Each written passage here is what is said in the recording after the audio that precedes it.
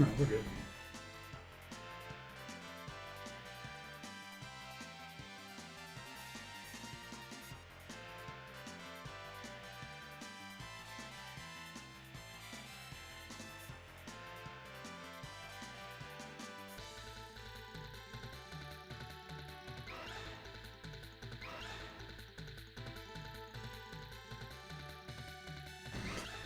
Okay, I think we're streaming. Everything looks good. Mic works. Got music on. It's not echoing.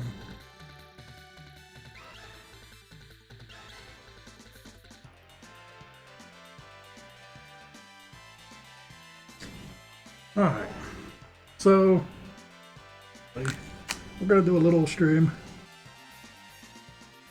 Maybe. I don't know.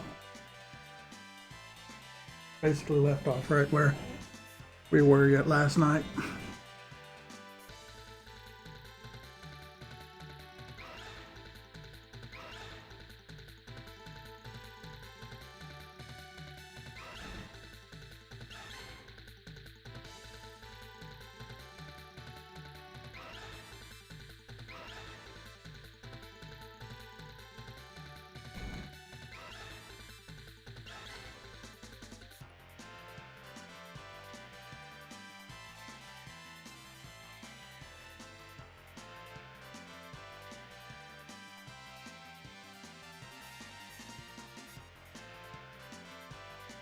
Yeah.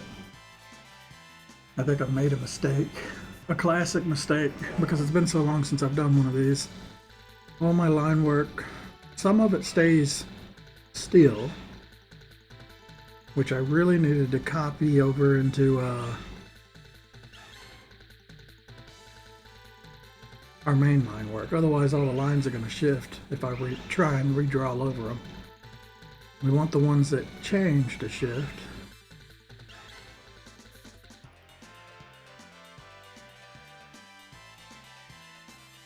So, specifically, things like, oh, yeah, it doesn't matter. So like these legs, how they're solid lines and they come from the last frame of him standing up. Everything else shifts from the last frame, and the last frame is this one. This one. It keeps double clicking. There we go. The last frame was this one. So really, I just need the stuff that doesn't shift to remain the same.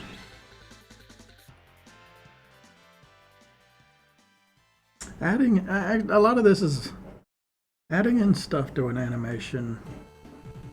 Actually comes with a lot of its own difficulties, because now I have to like match everything I did long ago when I drew these. It's not just going to be the line work, like what this guy looks like underneath, that's got to be copied as well. The shading and everything. So, I don't know. The easy thing to do is to let it shift for one frame and just accept that that's going to happen.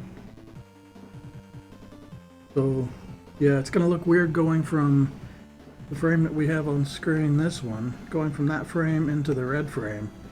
It's, you know, some of the lines are going to shift, some of the shading's going to shift in that one frame, but then going forward there won't be a problem because they'll all come from each other. It's just trying to match up this frame and this frame would be very difficult.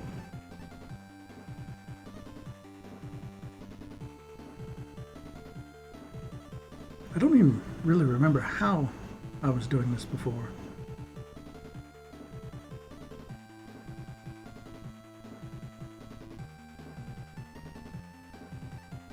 Trying to think of what my process was.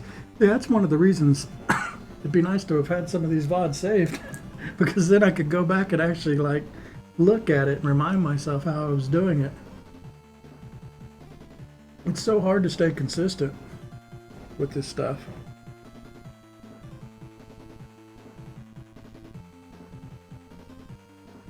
I think I was just copying and pasting it in and erasing the parts that were new. Yeah. Okay, we're gonna try and do that. So I'm just gonna copy and paste this frame in, and I'll get rid of the stuff that doesn't match, and then from there it should be pretty simple.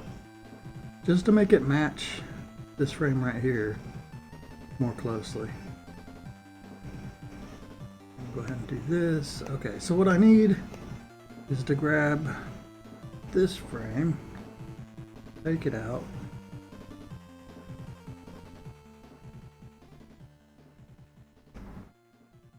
and in fact, unless I plan on redrawing the head and stuff, I really need to do something about that too.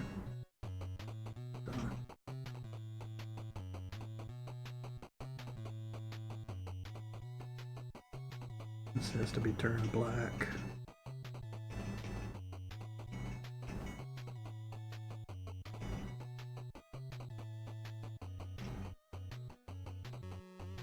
Yeah, I basically did it the same way I used to sketch it.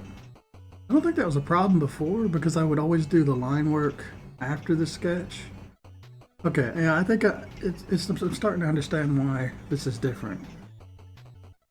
I used to do, of course, the sketch would be the very first thing, so there wouldn't be any line work to move around. So, it's just a little different now because I'm going to have to,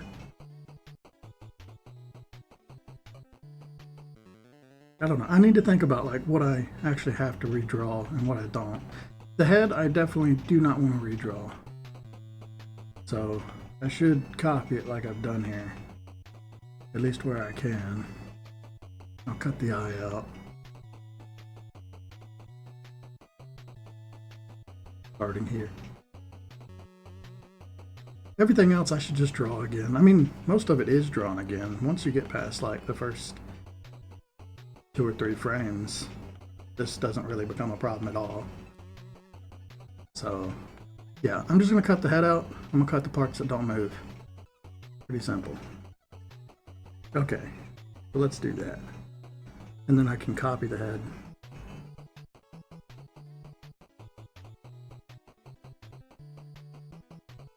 Now I say that, I shouldn't, anything that looks like a good line I shouldn't get rid of either. Let's hide this. It keeps double clicking, I don't know why. Oh, maybe because touch is on? Okay, that might have been it. Okay, yeah. So I'm just gonna like go through this and get rid of all the stuff that doesn't need to be there. All the rough sketch part. I should zoom in.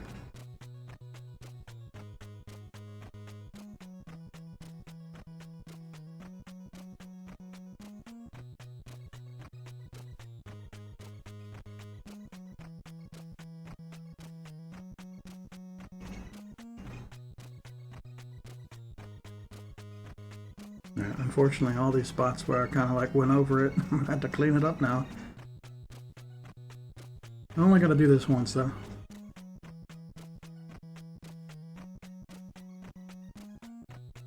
The thing is, this creature's so big, any of these little imperfections, they might be obvious, so I'm just gonna take my time and make sure everything's nice and clean.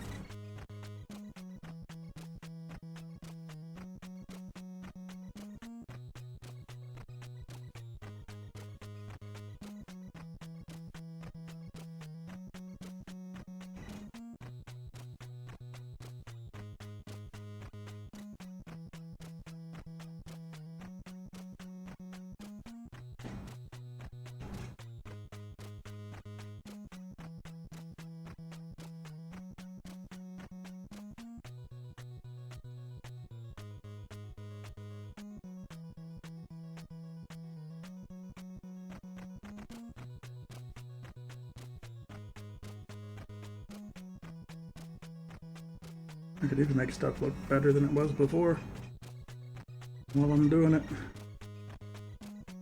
which it's not that bad.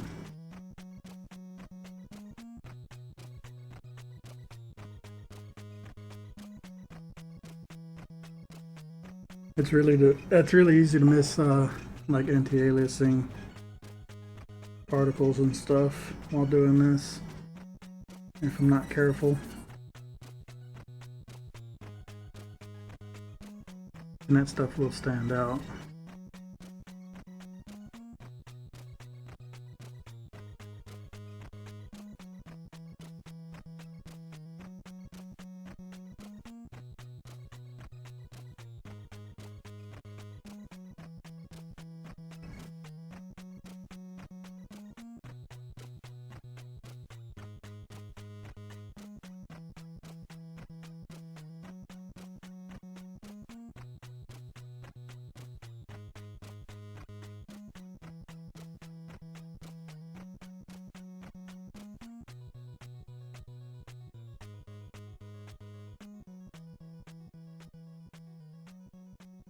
I'm just sharpen these tips so that when I put my pen on it, they'll line up better later.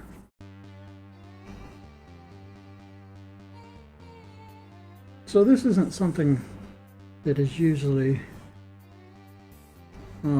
what I do.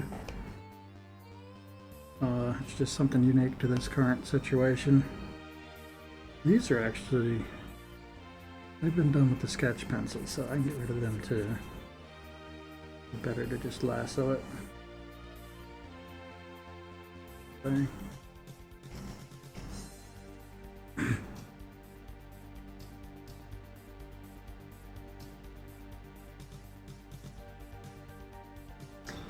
You know, I used to have a mini map and it is completely gone now. Did I just get rid of it? I might have. I mean, I didn't use it too much except for this particular situation where you need to find certain points on the piece when you're zoomed in really far.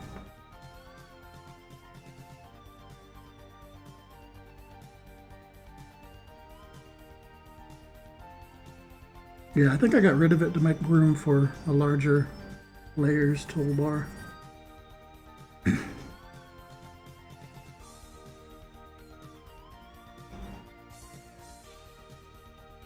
God damn, this pen is, it's just so bad now. It keeps releasing early, even though the pen is definitely on the tablet. I think from what everything I've looked up, it's not really a problem with, it's not really like, it's definitely not Clip Studio, because it happens even outside of the program. And I don't think it's actually Wacom's fault who make the tablet itself. Seems like it's Windows 10 that is fucked up and has fucked everything up with its updates.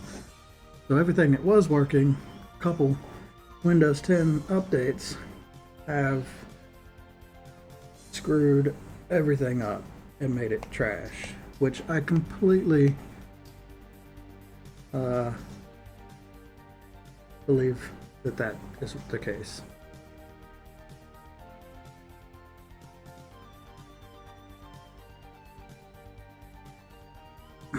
Because Windows 10, or the whole Windows Update thing, it screwed up a lot of my software. My Oculus doesn't work because I don't have Windows 10 now. I was wondering, can I attach my Oculus? No, there's no way I could attach it to this tablet, and I don't want to upgrade to Windows 10. So, I just don't like Windows 10 at all.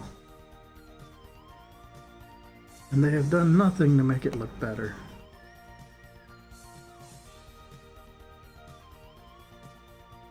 I would just have to go through so much work to delete all this extra crap they put on it to make it more, I don't know, it's more like a mobile phone.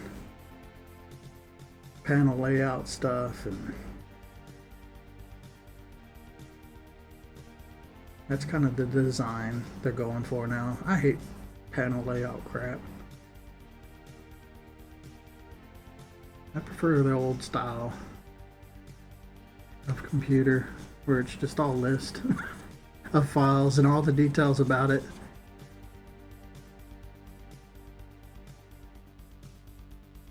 I don't like user-friendly. I'd rather learn a system in this case. And when it comes to computers, that's what I prefer. I'd just rather learn everything about it.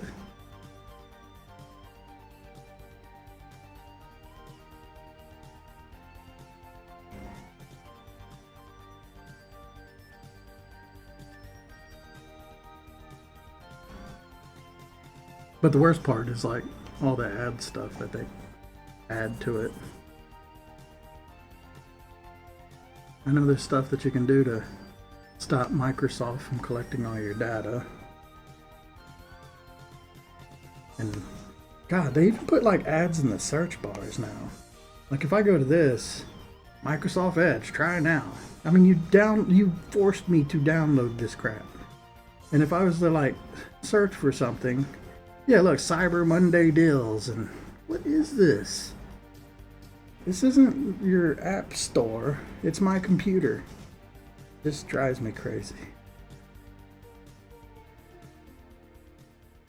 The old start bar did not have ads on it.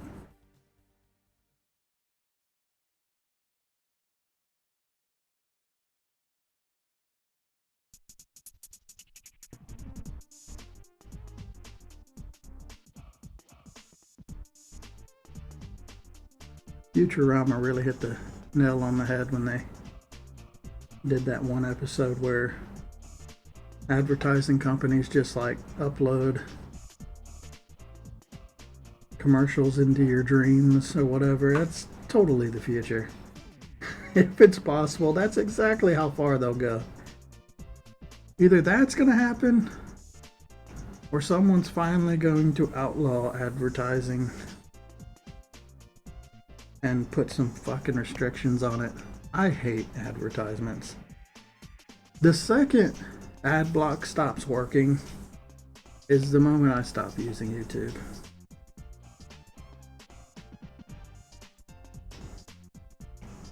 And I could say that pretty I can't think of the word.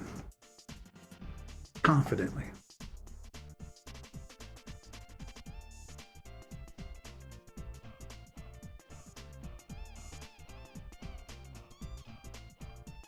I gotta make sure I keep that the little gill thing too. Go ahead and copy and paste that.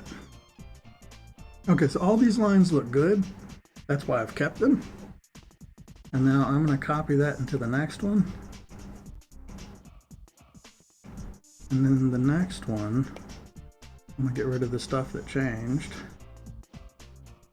And technically, I could move it as well, seeing as the hand didn't change.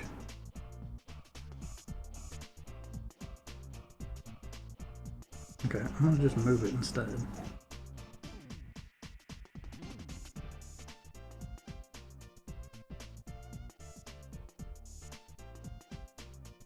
Yeah, because it all moved.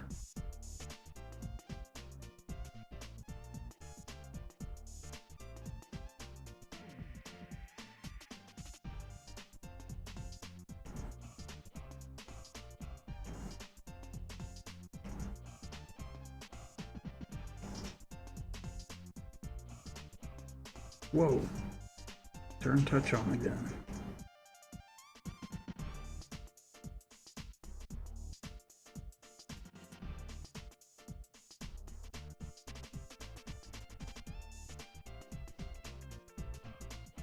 Okay, let's see, I cut a few things here, or I moved a few things.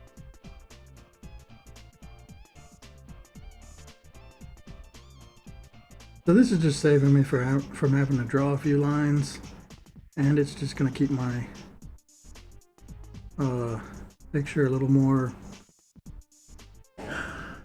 consistent by shifting stuff. But then I think once I get to this one, I'm gonna stop copying the arms and stuff. Because most of this is totally done, or totally new. I'll just do the head and the little gill thing.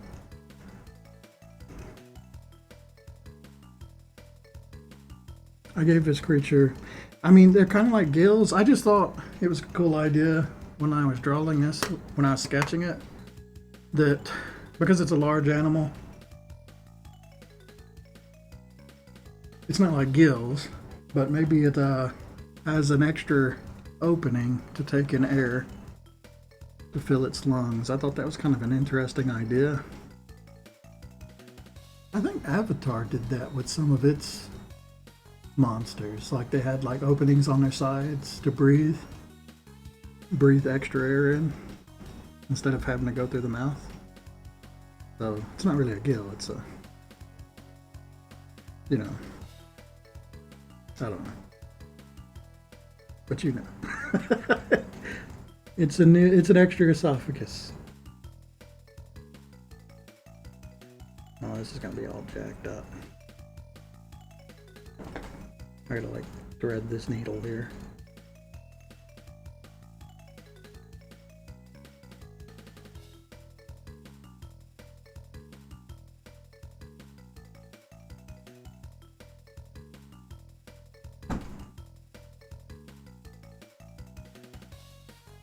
I'll just go in there and clean it up a bit.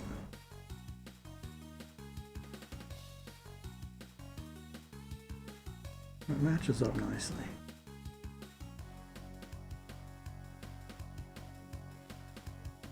What I'll do is just cut the hand off in here.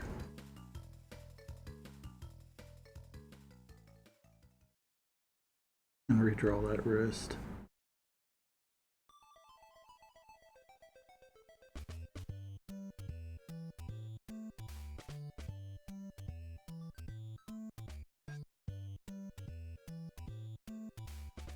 I mean, there's no getting away from it now. As much as I hate how the new Windows 10 is, they're never going back.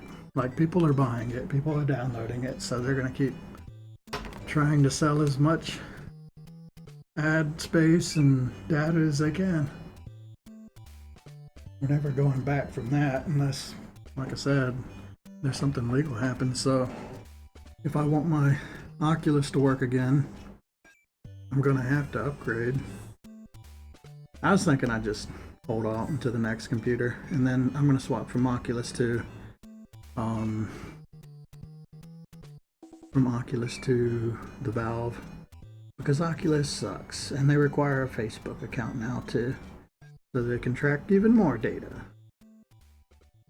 Fuck that. There's no way I would hook up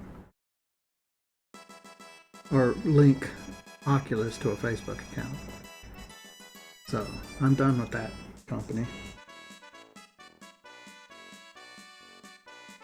Okay, let's go correct some of this stuff.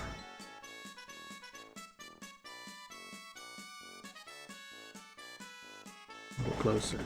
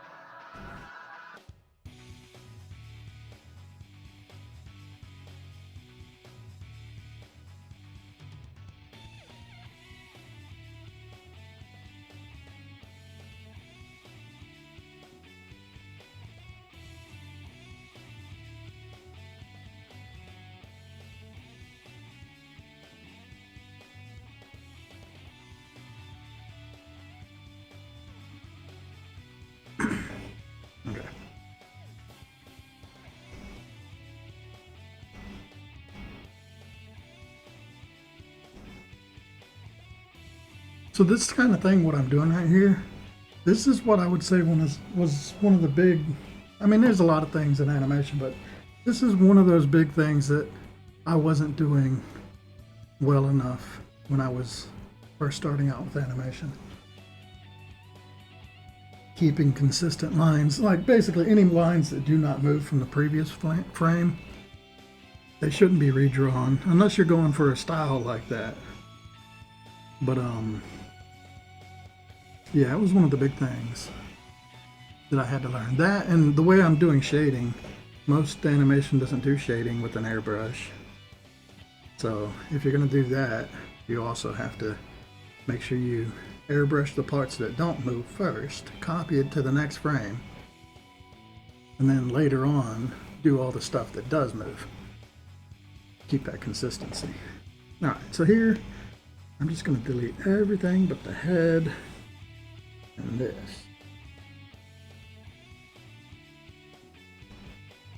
Place those where they go, and then the foot doesn't change part of it, so I can keep some of it.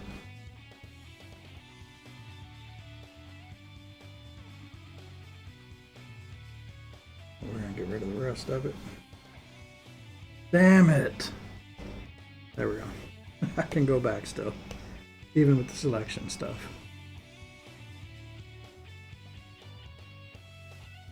Okay, I've got to erase the eyeball.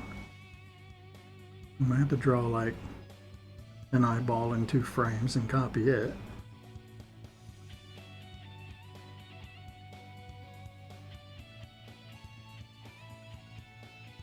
I think I'm just gonna draw this eyeball again though.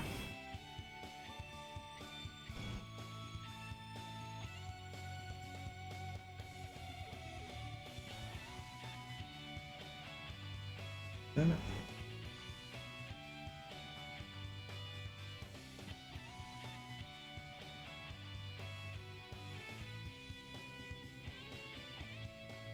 Looks like I resized it too.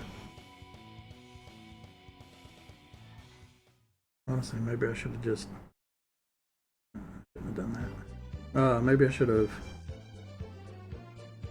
taken it from the frame underneath this one. I'm never gonna get it perfectly correct. So I'm getting pretty close. That's close enough.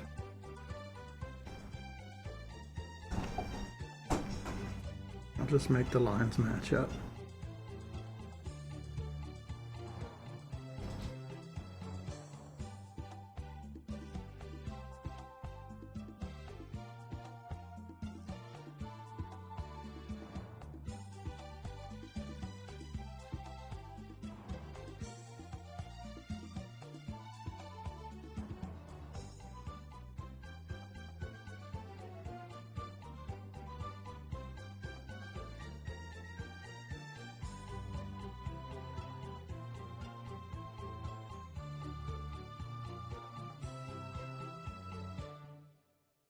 Yeah, it would have been easier to just copy from the previous frame, I think.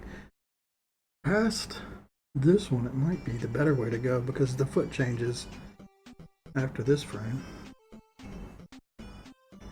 So maybe I just do that instead.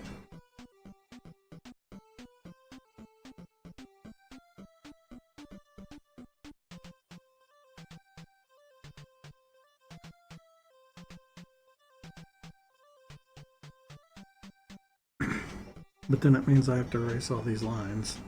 So let's just say that's actually faster.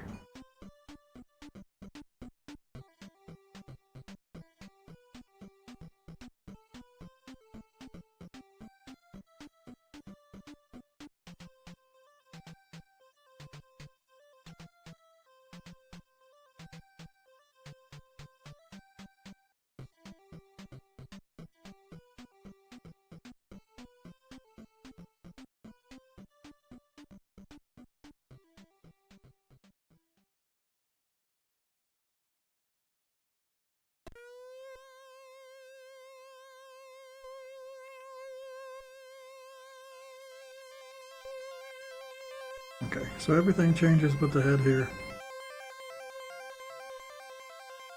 Should I just copy and paste this? And clean it again? I think that's faster. Let's do that. Oops, not that button. Right, so we're gonna grab 4, duplicate, drag it up here, and then make a new one, turn it black.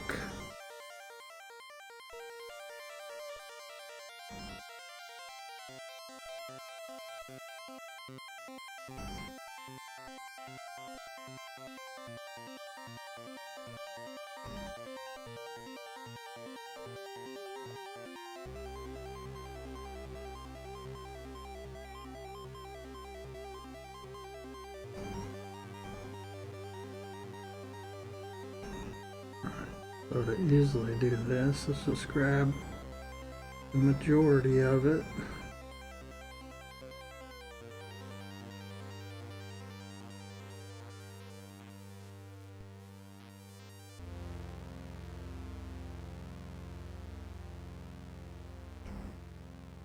There we go. And then we just clean that up. That was a lot easier. And then we're going to copy this.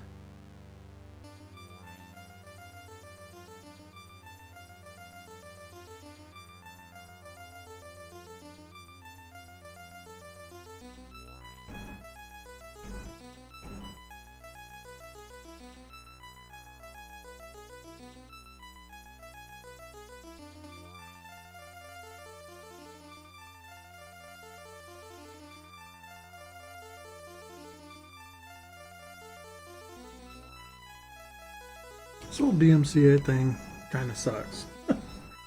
I miss my old music.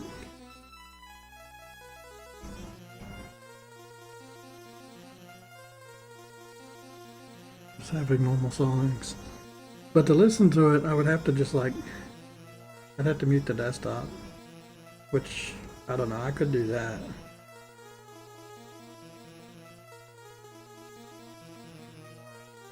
And just have quiet streams with no sound. I've done it before.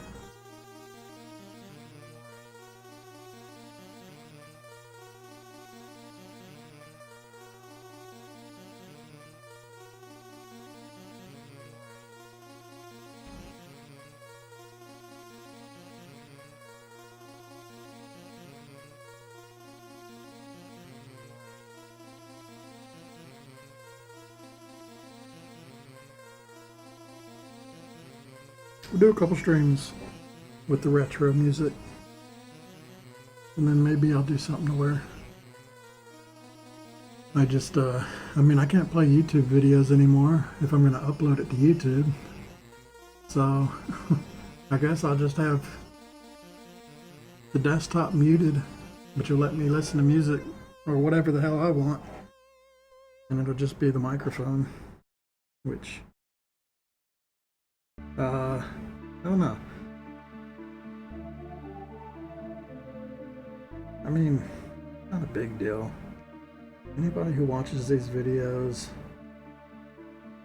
they probably just do it for background music if they were going to watch it. Oh, that's good. I don't need to do anything else there. Okay, this is fine. Let's zoom out.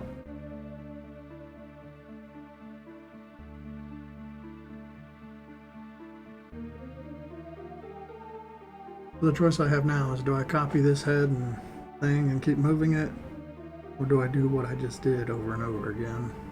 I'm gonna try and just keep moving it to start with.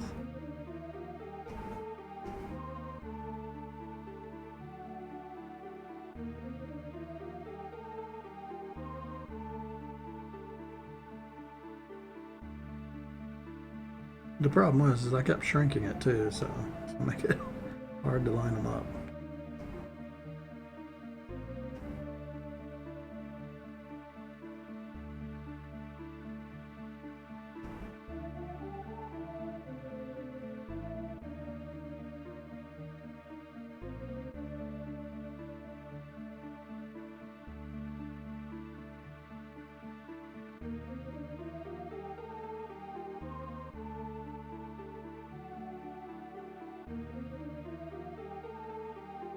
it doesn't quite line up.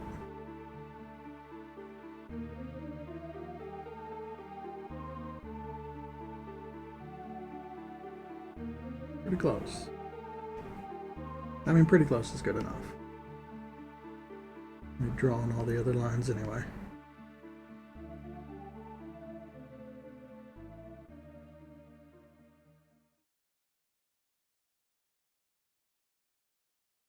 Yeah, it's good enough.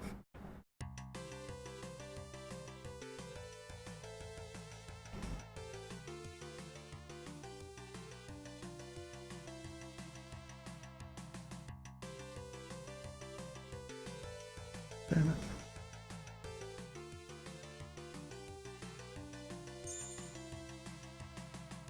Hello. How are you?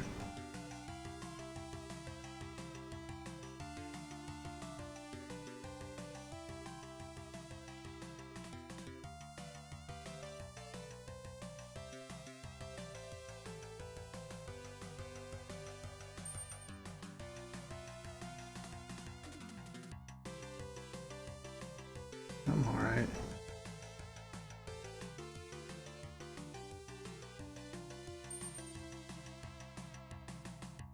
Look at that perfect match. No, I don't like Adobe.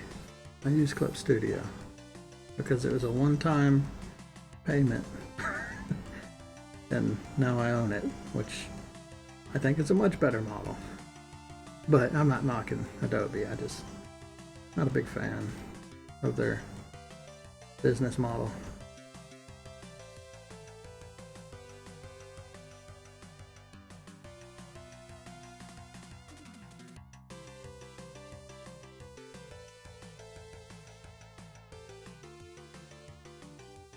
I guess it's better for people who plan on just using it for a bit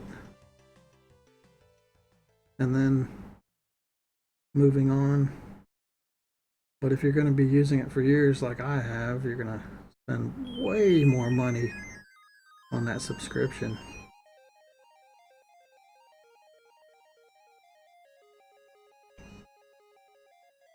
Like, man, if I was paying for Adobe,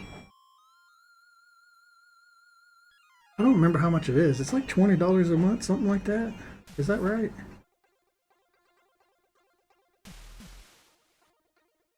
Man, I would have spent so much money.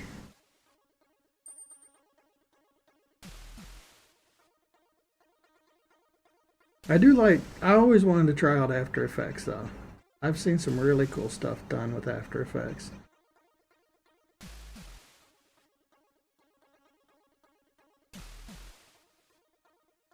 But I think I would just find a similar open source software too.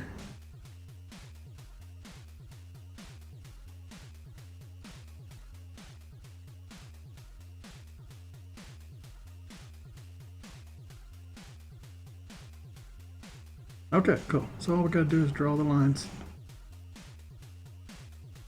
from here on out. I just gotta get the right width of line, as I've changed the brush since the last time I worked on this.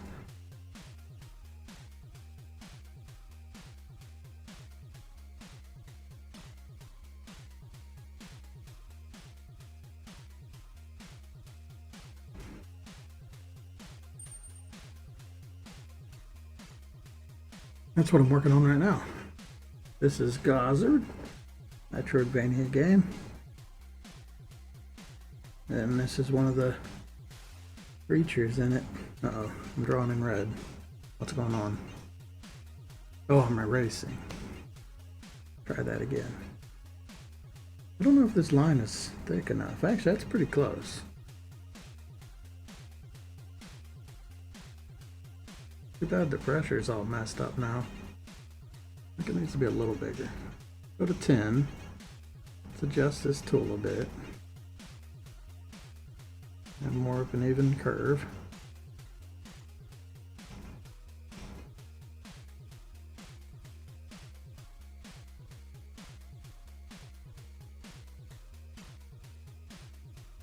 Okay, it's good as long as I bear down hard. I really shouldn't have done. Done it like this.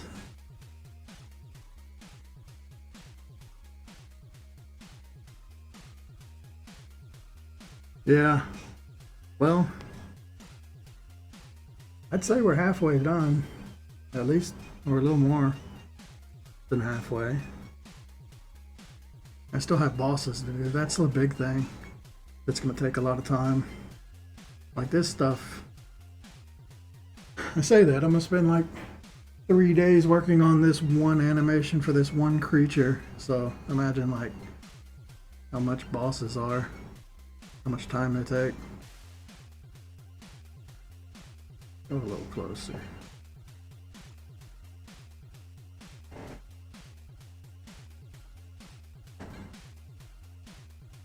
Okay. Connecting lines is a bit harder than drawing them from scratch.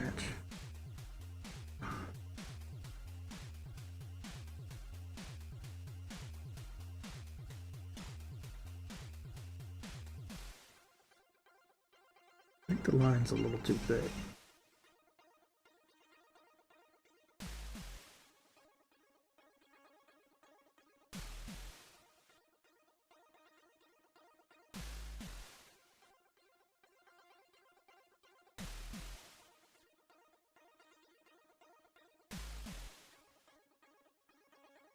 That looks good.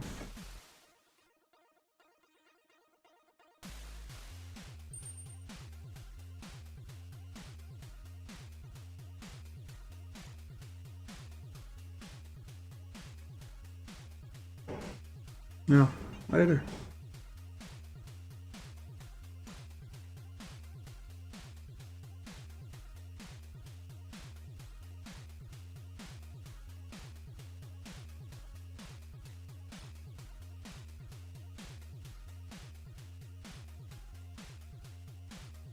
I'm gonna make sure I had a line there. Yes, I did. Oh no, it's moved down. Has it though? Not really. Yeah, I need a connecting line here that I left out. From here to there.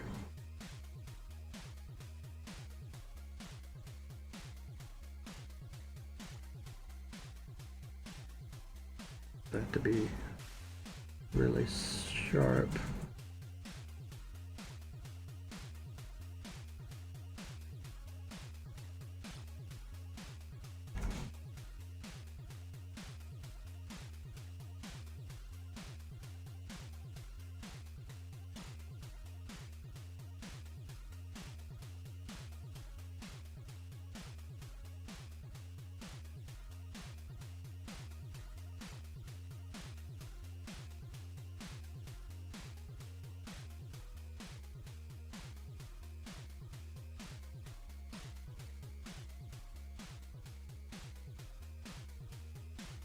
I do feel like the calibration's off. I just updated it too.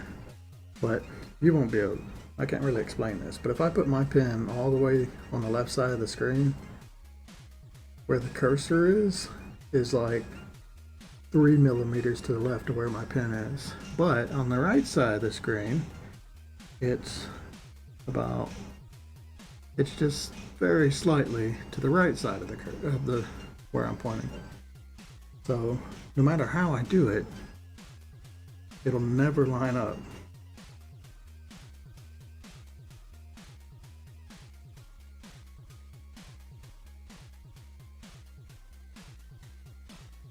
To be exactly where I'm pointing.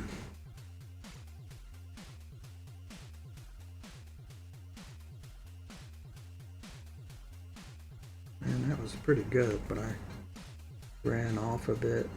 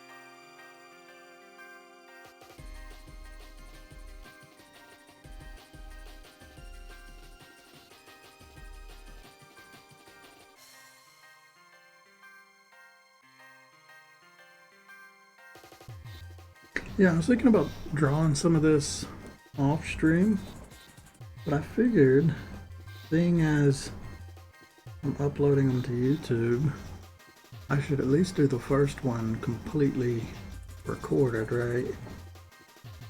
So that if I ever did want to check my process, or if anybody else wants to see it,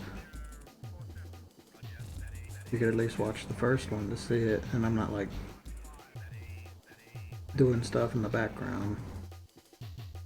I'll probably do this kind of thing more often later. Like, I do like streaming, but I find the more that I do the streams,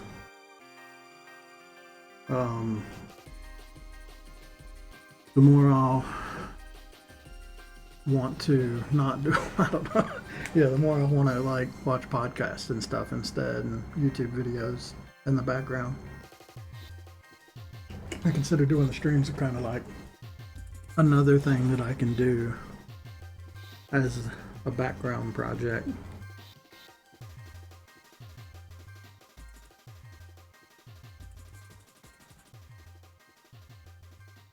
But if I keep doing the same thing over and over, I don't know, it stops being as enjoyable.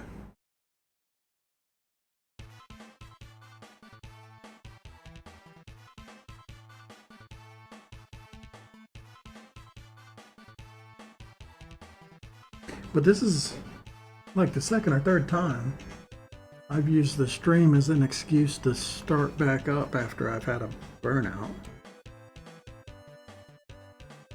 There's something about turning on the camera that kind of sets my mind to like be in work mode.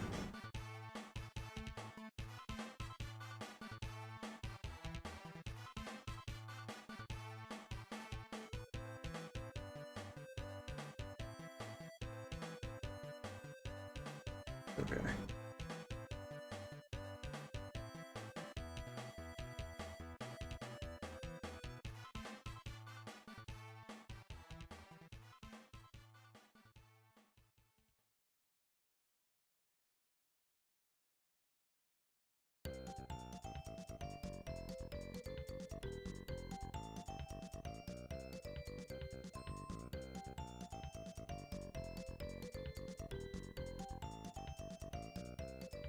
I know for a fact my lines are not as good as they were a couple months ago though.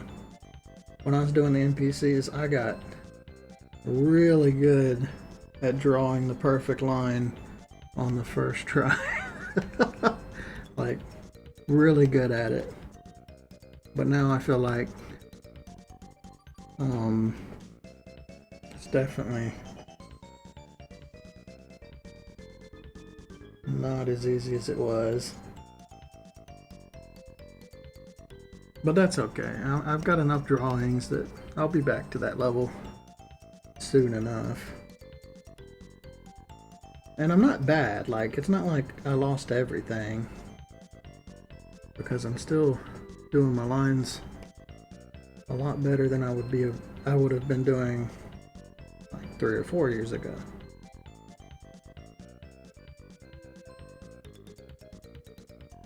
Actually, I watched some of my old digital art videos recently, and it's amazing the difference in my lines now compared to then.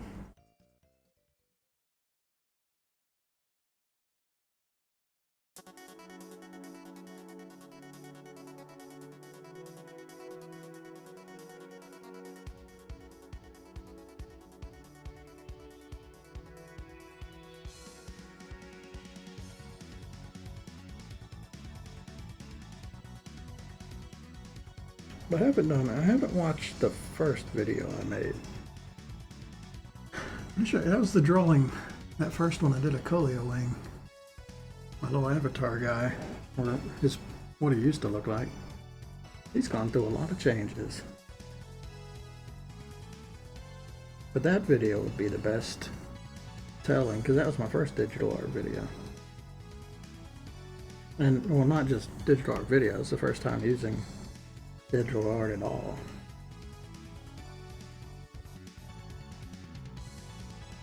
So, if you want to see a before and after, watch that video and then watch this stream.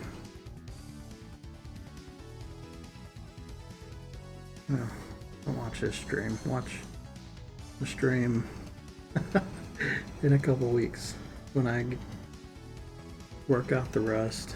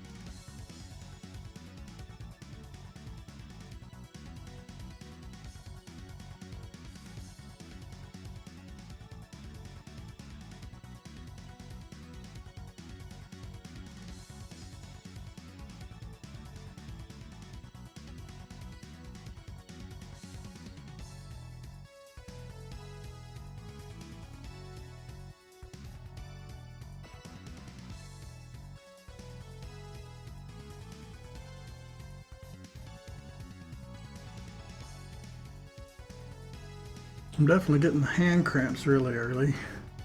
How long have I been streaming? About an hour. Yeah, I'm getting hand cramps at like 1 hour. That's definitely worse than I was a couple months ago. I used to do this stuff since from like the time I wake up to the time I went to sleep. So, a lot. My body got pretty used to it.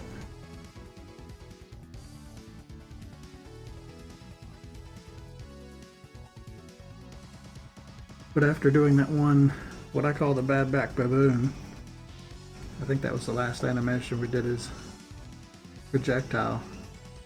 After doing this guy, this was the one that I hurt my back on.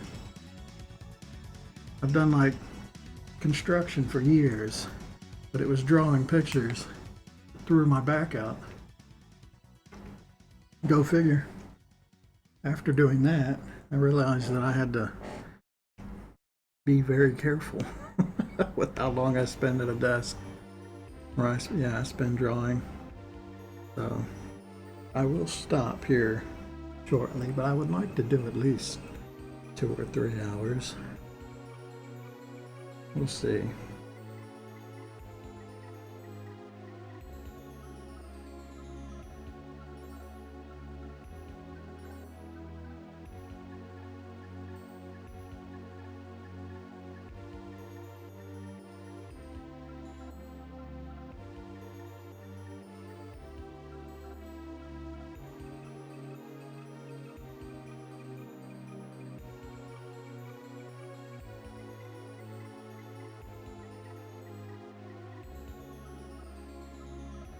I've been thinking, I guess I'll go ahead and talk about it.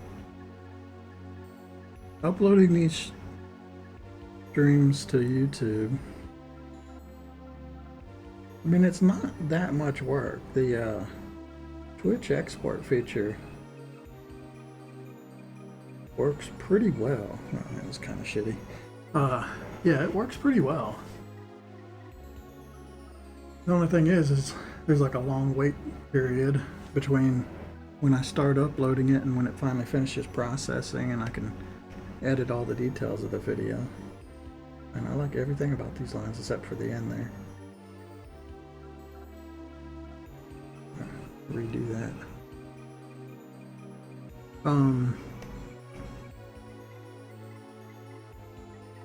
But it's like, yeah, I don't see many people watching these. I've still got videos on that YouTube that I thought were pretty interesting that got 0 views.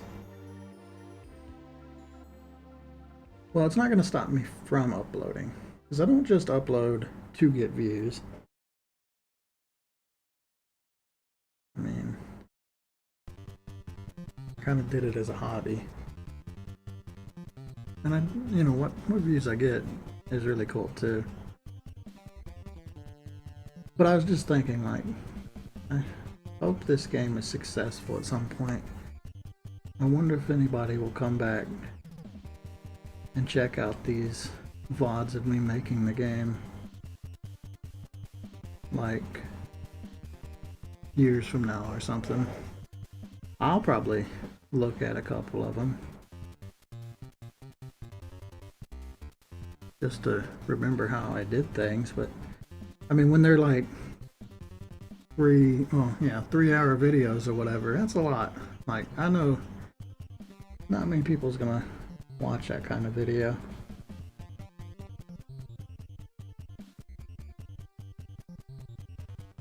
I think the best way to do it is just check on the like the first 15 or 30 minutes of the video and look at like the last 10 minutes of the video, because then you just get to see a quick little, like, it's easy to do a little intro in the beginning of a stream, talk about some stuff, and then at the end of the stream showing everything that we did on stream. But I know that the middle parts of the stream are definitely where it dies down the most, unless something crazy happens and I get like raided, which has happened before. Usually the middles of the stream are a fairly boring affair. Which, I mean, I say that, but you know, that's just what animation is too. Not exactly exciting stuff. I can't talk non-stop about nothing, though I'm doing my best.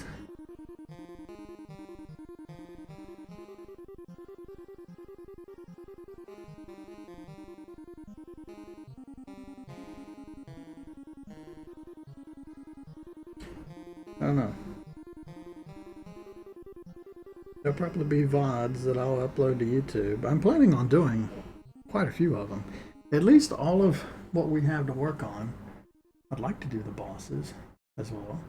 So that could be months worth of VODs. And there'll be a ton of work that doesn't get streamed. That's a lot of work.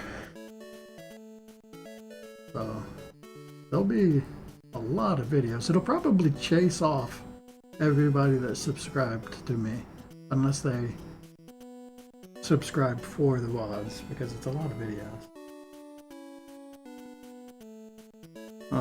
But seeing as I'm only doing like one a day, it's not like any worse than any other channel. That's a bad start.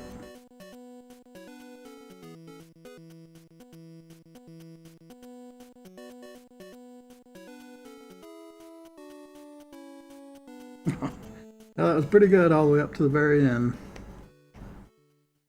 Good enough that I'll just correct this little mistake.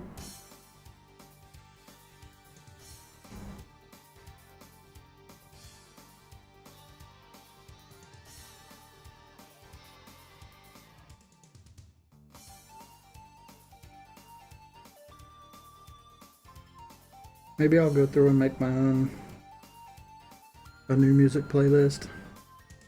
I've got one with video game music in it, but it's also got normal music. And the problem with the video game music is a lot of time those videos get deleted, so they might cause the DMCA too. I think that old video games, as long as I keep like in PlayStation era back, I'm not gonna have any problems with like the channel getting banned or something. That would suck.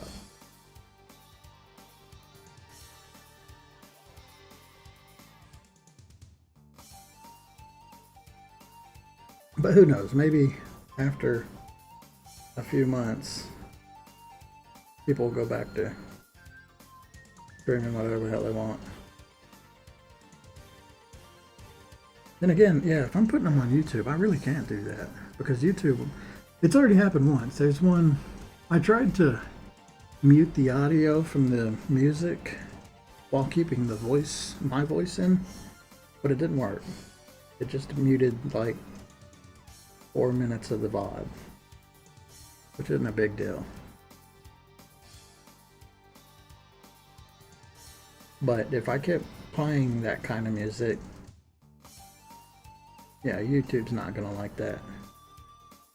Not just about Twitch, whether they like it or not now. So I have to keep my music as clean as possible, and that's hard to do when you need a playlist that's gotta last hours and not be samey.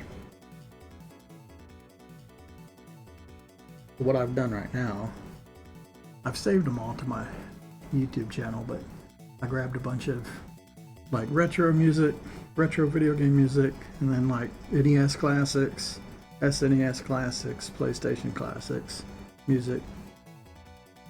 I need to throw in like some N64 stuff, some Sega stuff. I don't know, Sega can be kind of dangerous. I've seen Sonic songs get like copyrighted a couple times. I don't think Sega's very YouTube friendly with their audio. Which is kind of dumb. That just means more people are gonna pass on playing their games if their videos are gonna get demonetized. Which means, yeah, less people caring about Sega products.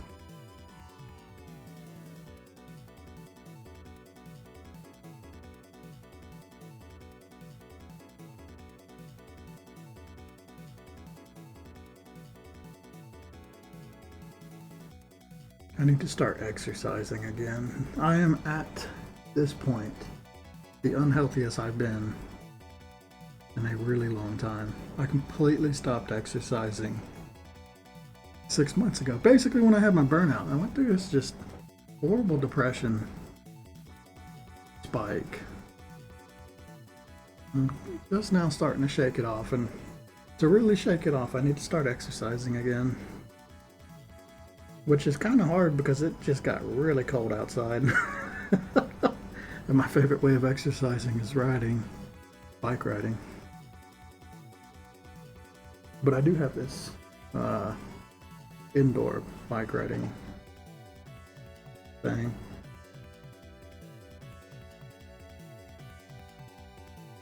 I kind of got sick of exercise with the military. Just like, the only kind of exercise I like now is kind that's fun. And a lot of exercise is not fun unless you have somebody else to do it with.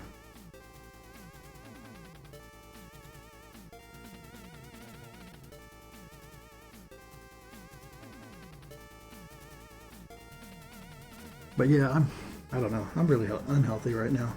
I started drinking soda again. That's a terrible thing. I started drinking soda just because I was drinking so much energy drink. That's even worse. I changed soda to energy drink, which was going backwards.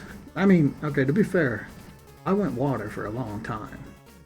But water is a hard thing to keep doing. After a while, you just crave something that isn't water. And I'm not a coffee or tea guy, so there's not a lot of options besides juice, milk that I like. If we're talking about the long haul, I could probably cut out drinks for a few months. I've done it before, but I always go back. So what's the point if it's not a long-term decision? But I have been cooking a lot more, so at least I got that going for me. That was one of the first things I did. And I think maybe that's what helped me get out of my depression again. More than anything. It was starting to cook again. I like cooking.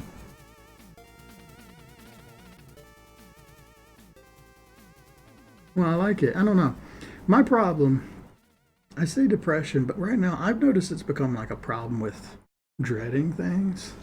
has been getting worse and worse and worse. Like, I might like cooking. Let's use cooking for an example. I really like cooking. When I started, there's something about cutting up the veggies and starting the cooking, like getting the onions going. It smells good, gets you in the mood to eat. The food's always better than fast food that I cook. But there's just this dread that I feel about doing anything in my life lately. Or I say lately, I don't know. It's always been like that, but it feels like late or in the past couple months it's just gotten worse. The dread, obviously, because I used to ignore it, and now I just kind of feel like it stops me from doing things. And it's so ridiculous because most of the things I dread are activities that I enjoy. Like even this, okay, here's an example. I'm doing the artwork right now and the streaming. I'm enjoying this. Even though I'm talking to myself. It's not quite like that, but I do enjoy it. It's fun. And this kind of thing is like, yeah, it's a lot of work, but it's also very cerebral. I don't know. It's fun to work towards a goal. So there's no reason to dread stuff.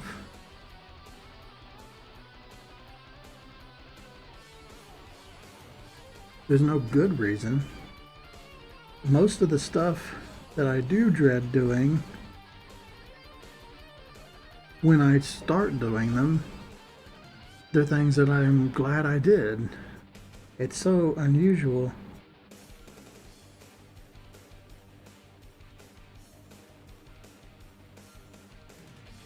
That's a thing. It's like taking a shower.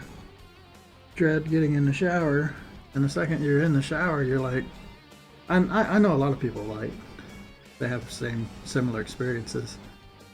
Yeah, once you're in the shower, it's like, oh, I'm so glad I'm in the shower, and then you don't want to get out.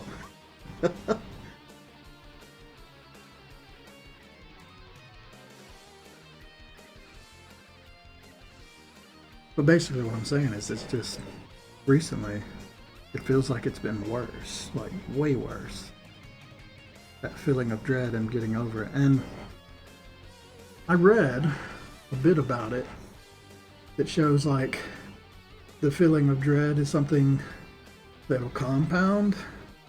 So basically just me denying doing the stuff that I was doing was making it worse, which makes sense. And then once you start getting into the trend of falling out of those habits or whatever, then it just like, yeah, it gets worse and worse. So maybe that's just why.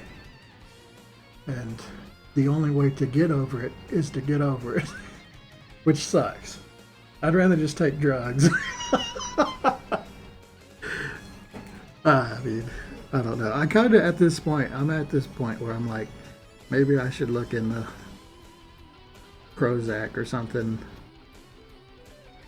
that'll help change the biology of my brain. I've always been against that kind of thing. I always figure that kind of thing is, I don't know, in my head it's like taking those kinds of medications, it was not addressing the root of the problem, right? But then, I don't know, now that I'm a little older, or I've read about it more, not necessarily true, because sometimes the root of the problem is just like a cocktail of chemicals in your brain too, which is what the medication does, is it changes how those chemicals come out.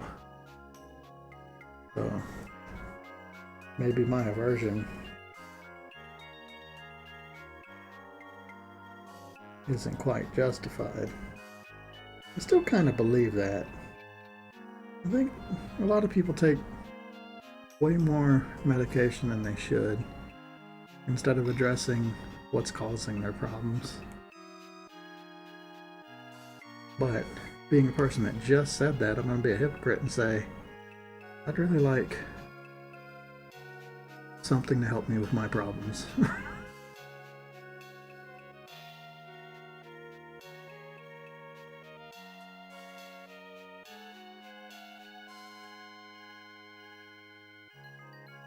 I don't know, that takes going to a psychiatrist. Again, I've never enjoyed any of my trips to a psychiatrist ever. Feel like a waste of money every time I've done it. But maybe it's, I don't know. I think I have a big problem when it comes to money, actually. I think that might be one of my biggest things. Is that nothing is worth the money for me. Unless it's, I don't know, it's a hard thing to pin down, but I get unusually stressed out about money concerns. Like subscriptions is a good example. I'm constantly turning on and turning off my Netflix account because it drives me insane to have it on and not use it. Same thing goes with like subbing to Twitch. Every time I sub to somebody, I immediately have to turn it back off again. Otherwise, I just can't. I hate the fact that I am paying for something and then I might, I don't know, that it might charge when I don't want it anymore. And that kind of applies to things like going to the doctor and stuff too. I don't know. Somehow it does.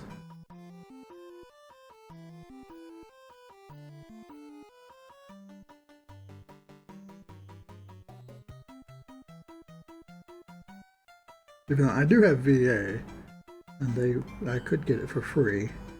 VA is just, yes, you're getting it for free, but the psychological payment that you have to pay, it's like I don't know, dealing with demons or devils, making deals with devils. Like, oh yeah, we're giving it to you for free, but you're paying for it in other ways. And this is just your sanity of going through the process. God, that's what unemployment's like now. There was a time unemployment was so easy to start. I just go talk to the VA guy. They go, okay. And he'd hook me up. And then when I got a job, we'd turn it back off. Now, it's all been transferred to online. My goodness, and the hoops you have to jump through to draw unemployment now is insane. They make you do like, I don't know if it's still like this, but at the time that they swapped to doing them online, it was like you had to do 3 resumes, send them to companies a day or something. It was ridiculous. You're sending so much paperwork that, for one, I don't know.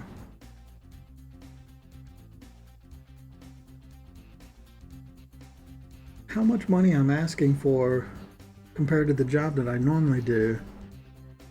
There's no way a normal person or a normal employer is going to pay it. Like, for the construction job in nuclear, that is the top. So, no other construction job will pay me the same. So I'm not looking for a job of anything other than nuclear.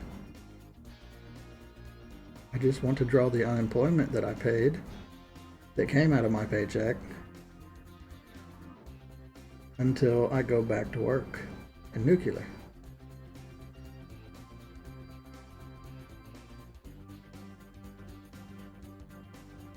But instead, I have to basically piss off every construction every construction company around me are going to get my resume with a huge price number on it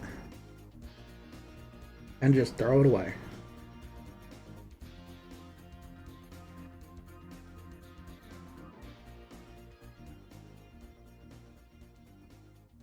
They don't want it.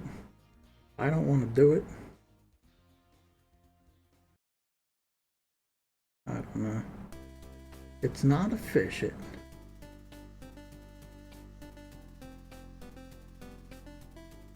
Oh man, I'm enjoying talking right now. Let's talk about more stuff. I want to talk about these damn notes I get in my mail asking to buy my properties. They are not legit. What they are is like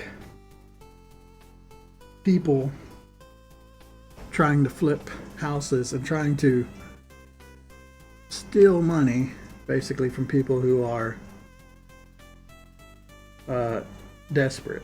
So the only people they want to talk to are people that they can buy their property from for a ridiculously low price compared to market value. And basically their strategy is to send out hundreds and hundreds of these little letters. And it's not just like one person doing this. It's like a lot of people are doing this because clearly it's working. People are actually selling their properties. People who are down on their luck, especially like with COVID, and I don't know, it's just been like this with the economy for a while now. And it should be criminal.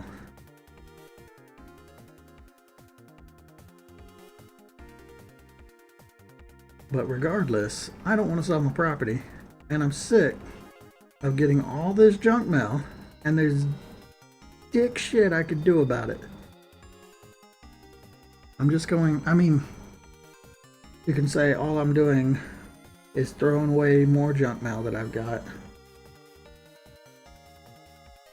But honestly, I get more junk mail from them than I get from bank companies trying to sell me fucking credit cards, and that's a shame. Bank companies trying to sell credit cards because they're also trying to rip you off with their ridiculous interest rates.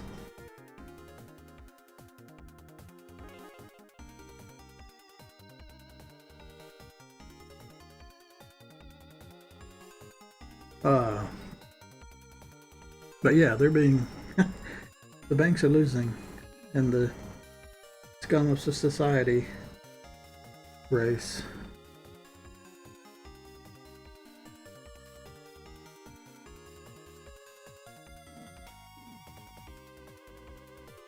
I think between that, advertisements, yeah, these kind of like scam services and scammers in general, all types of scammers. We call them scammers. They're thieves. They shouldn't be protected by the law. And I know there's definitely stuff. There's got to be people that are going after them. But it doesn't really work because it's, I don't know.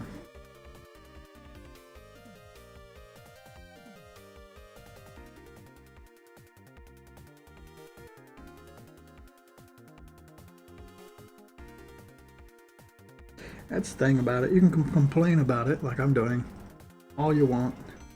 But unless you're like going to town councilman meetings or trying to run yourself for positions in the government, you're not really ever going to fix anything unless you've got that type of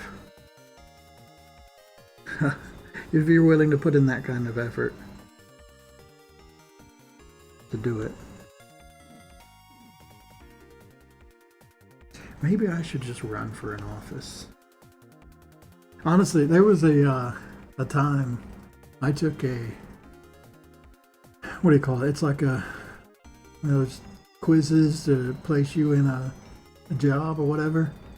And I remember all the jobs that I wanted to do, mostly like art related stuff. Video game making was one of them. But also there's like construction. I kind of like the idea of doing an active job, especially when I was younger. I was more about, I didn't want to be at a desk all the time. Which is one of the reasons I avoided this. But yeah, when I did that test, the one that I've got that was most or was most recommended was a job in leadership or in government. And I thought that was so funny because it was so far from anything that I had planned on doing, right? It was something I'd never even considered. And something I don't think I'd like bureaucracy at all. But I do like politics in a way, like political books and political, like TV series, anime, manga, that kind of thing. Things that like show people running a city or a country. I really like that kind of stuff. So who knows? Maybe I would actually really enjoy government.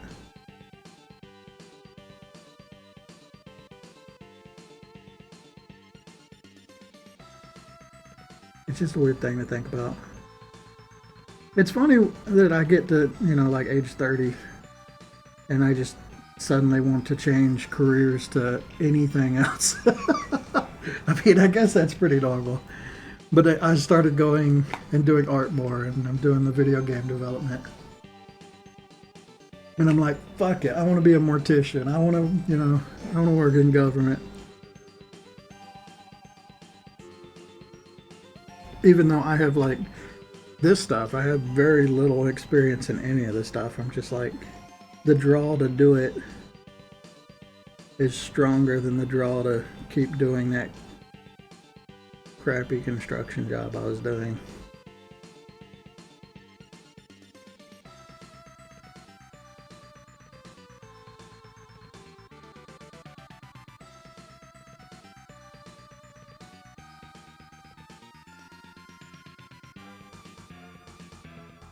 No, I'm saying it, but I'm pretty sure politics would drive me insane and ruin my life if I was to actually pursue that.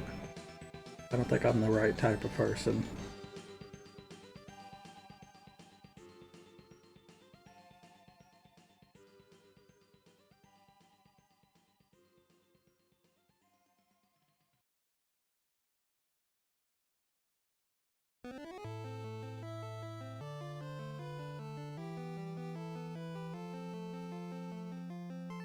I'll stick with the game dev stuff for now. I like it. It's pretty fun. It hasn't made me any money at all. Which is one reason not to do it. Gonna be honest.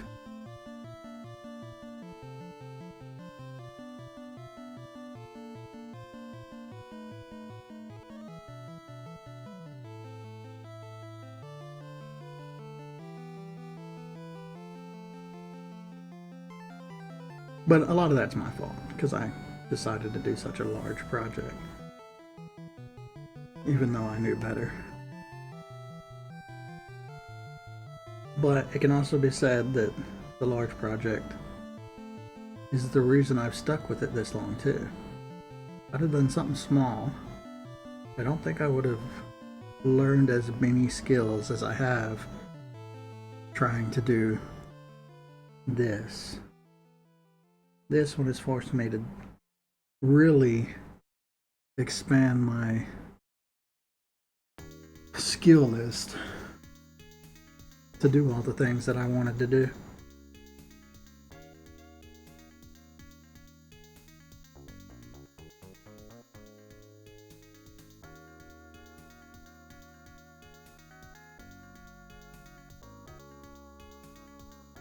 I wonder now how marketable my skills are. Like, I have no frame of reference at this point.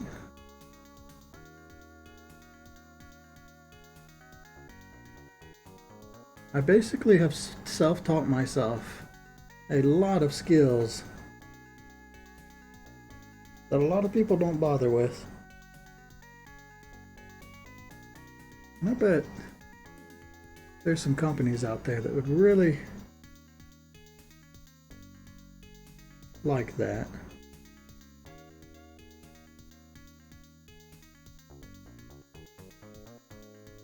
I don't know. So a person that does like a jack of all trades isn't that desirable when it comes to like normal corporation stuff, right? I think they would rather have one person that can do their given task really well than somebody who knows a little bit of everything.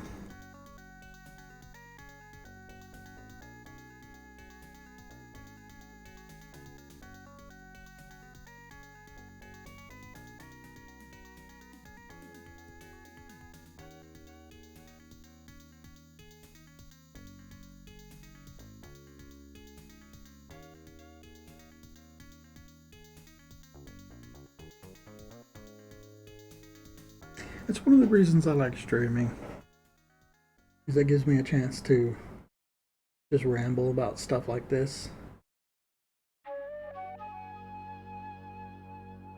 This is a good one. This is a Ninja Gaiden song, right? No, it's Jurassic Park. Okay. I knew I recognized it. I would have never guessed that, though, but it is Jurassic Park. I think this is like the title menu, or it could be like the first stage.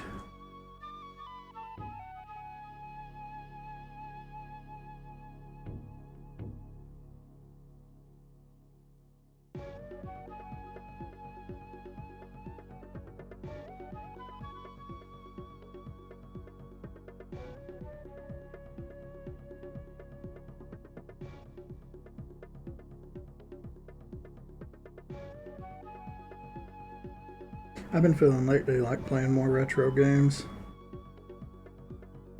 Starting to get the itch again. Just go through, play a bunch of stuff from my childhood.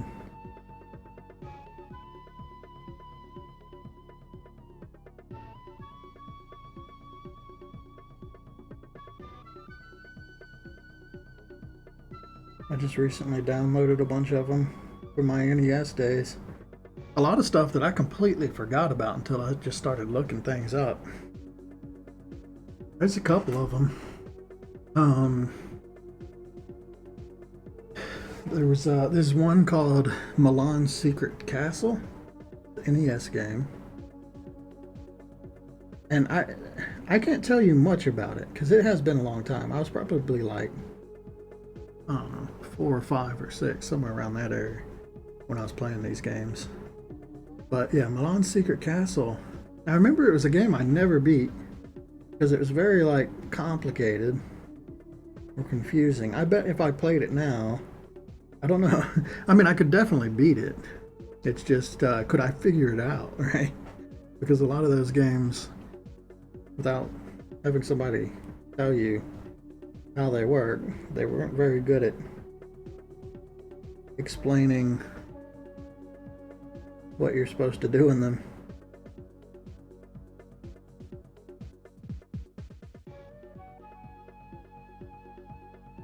I can just barely remember certain parts of it though. I bet if I played it again, it would all come back to me.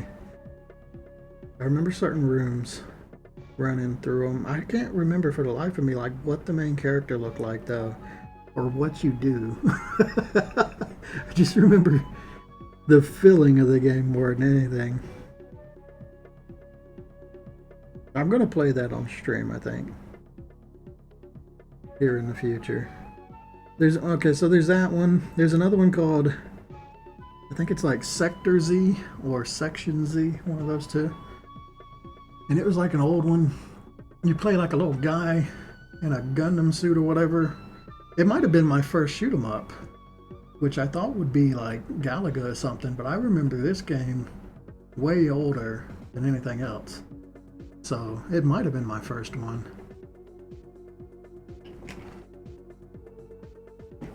But I remember it being super difficult. Like I never got past maybe 2 or 3 stages as a kid.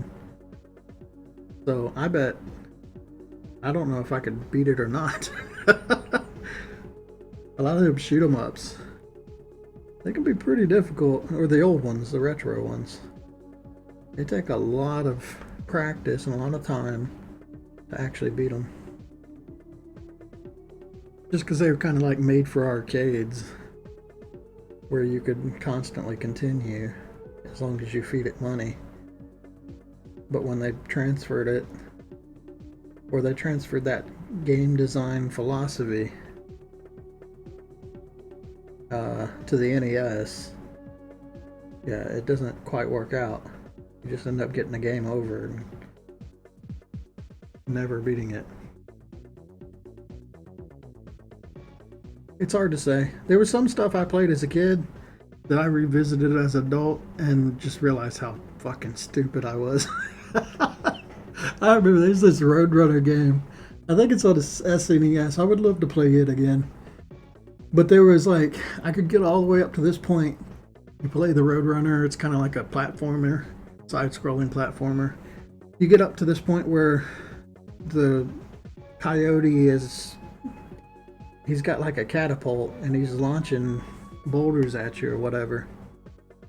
And I remember as a kid, okay, it's super hard to get to that point, but once you do get to that point, I could never figure out what you were supposed to do to actually win against that thing. And when I revisited it, all you had to do was run up to the catapult and like peck it once or twice, and it would fly apart or something. And I was like, how the hell did I not do that as a kid?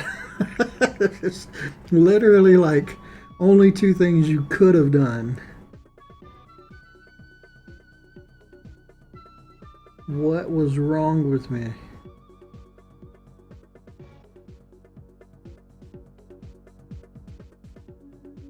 I remember, I think Super Mario World was the first game that I was actually able to reliably beat as a kid.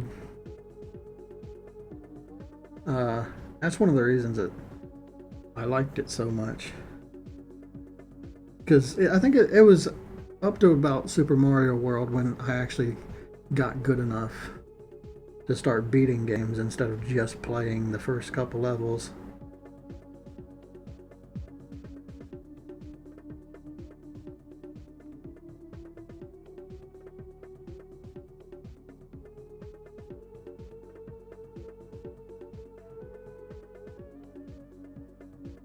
I also downloaded Jaws, the NES Jaws. That was one that I could never beat as a kid. And I think I watched a YouTube video or something of somebody playing it, or they were talking about it or something. It's like a retrospective. And I remember, all I remember is that whatever you have to do to beat that game, it actually is something you would never figure out without looking it up. You had to do like some really weird stuff, and how you're supposed to know that stuff, like there's nothing that tells you it. It's not like in the manual at all or anything. It's one of those kind of games. You like gotta go to this specific peninsula on this area to get this type of item, then you have to go to this other area, all while dodging the shark until you have like the gun, the propane tank, you know, all the tools you need to actually fight it, and then you have to like do this, I don't know, mini game to beat it. Yeah, it was one I played a lot as a kid, but I didn't really get far in it. But it would be cool to like revisit and just beat it. Man, this does look a little goofy. Whatever. It doesn't have to be super special. We just want it to be Um, Passable? Passable. This isn't like an important part of the game. Just a little side thing.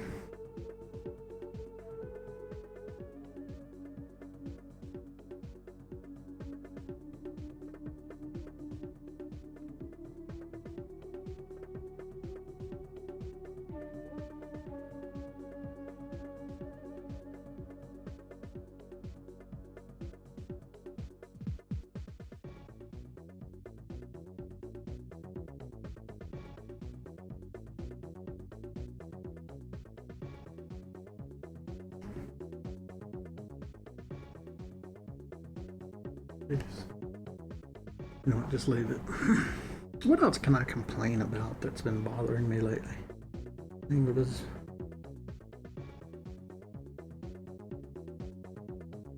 We're doing that now. I don't know. Not a lot's been bothering me.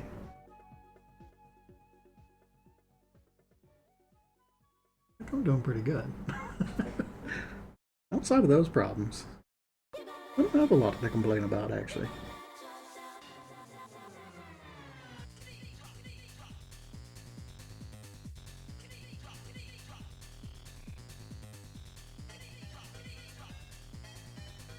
It's for the best. I'd rather be a more agreeable person.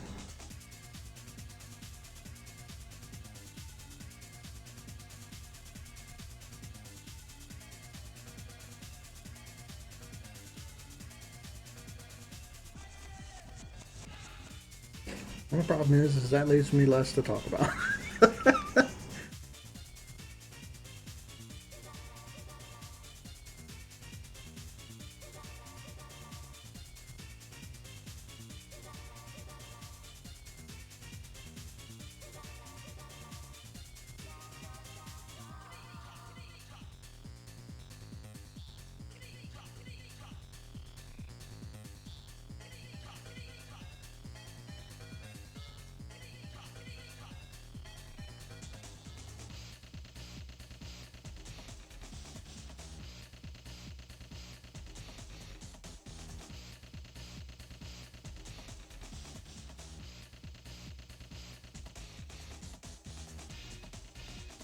We can complain about the Epic Game Store. Man, do I regret buying games on that. I kind of like what the company's doing, but man, do they need to make their store not suck ass. It's cool having competitors to something like Steam, and you know, I'm all down with that. Trying to get rid of the monopoly, but suffering through their application is a pain in the butt. And oh man, I'm gonna talk about this stuff, and then the day's gonna come when I'm gonna end up selling out and selling my game on their store because they pay me, and then this video will come up. Oh well, that could happen.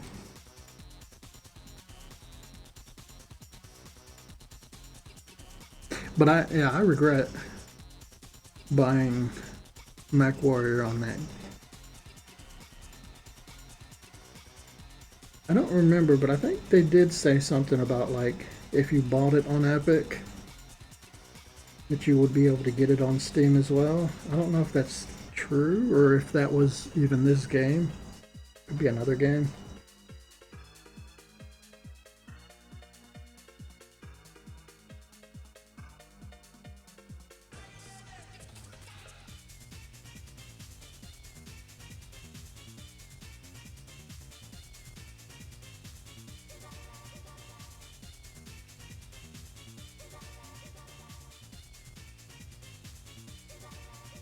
I mean, at this point, that's the main reason I won't change to another one. Not because I like Steam that much, it's just because I've got so many of my games on there. Like, honestly, to change, I would have to be willing to abandon all those games, or they would have to do something where I could transfer those games. I don't think I would ever abandon those.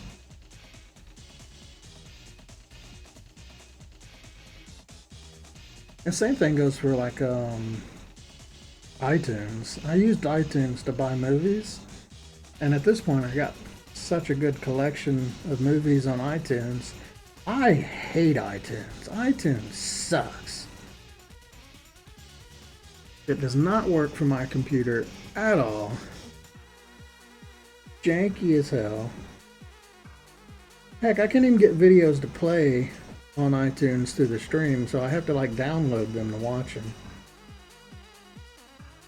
But I've got so many movies on it that I don't want to swap. I don't want to have two like places I buy, digital movies from. I don't actually know what else you could use for buying movies. I'm sure there's a couple I'm just not thinking about.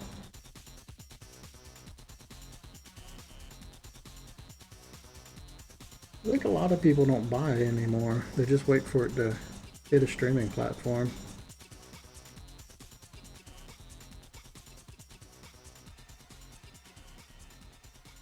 But most of the movies I bought were like old ones, stuff that I actually owned in DVD, and I just wanted to have a digital version because digital versions are better.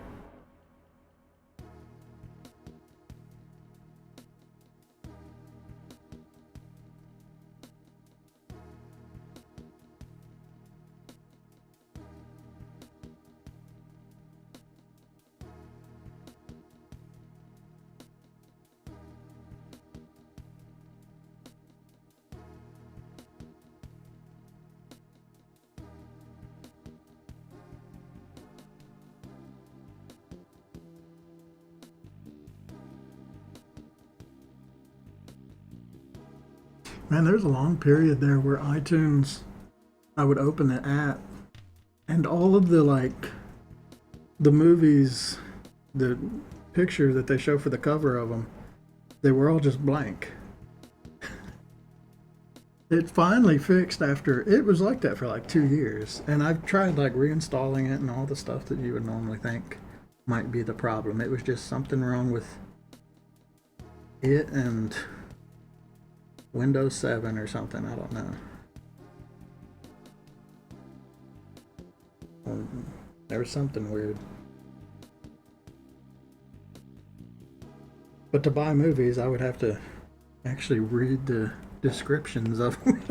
I couldn't just look at covers and pick something interesting.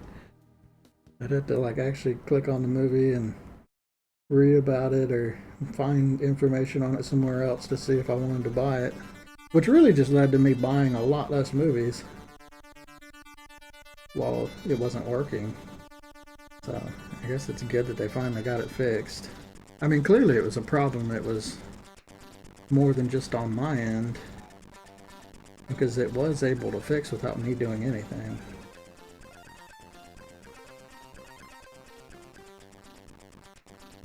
I think it might have something to do with the way I have to, oh yeah, there's something to complain about. The way I have to like upscale everything on my computer because I use a large screen. Windows like zoom feature or whatever it is, that's what I use. But that zoom feature tends to break every application ever. It breaks games. It's probably what actually broke iTunes. It breaks Steam because the zoom feature works on everything except for Steam. It works on Steam now because they finally fixed it. But yeah, my Steam app would be super tiny, all the letters and everything. So tiny I could barely read any of it. And I'd have to open it up in a browser instead so I can zoom in. There's no way to zoom on Steam, or at least there wasn't. There might be now.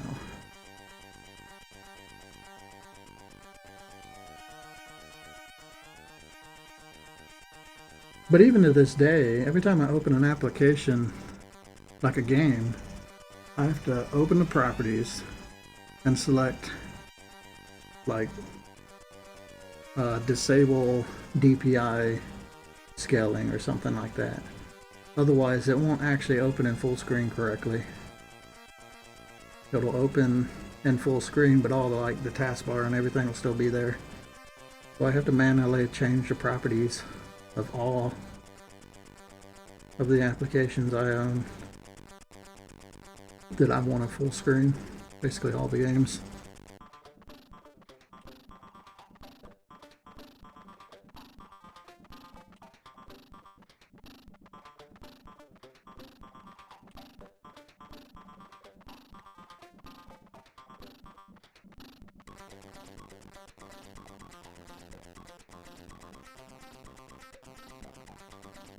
Man, I made a big mistake missing that one line.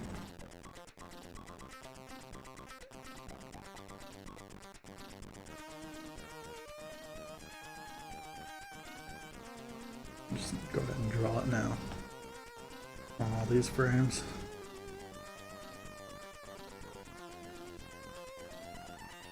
Now this song sucks. What is this from? This is from Sansion. Yeah. I like some retro songs, but that was a bad kind of retro.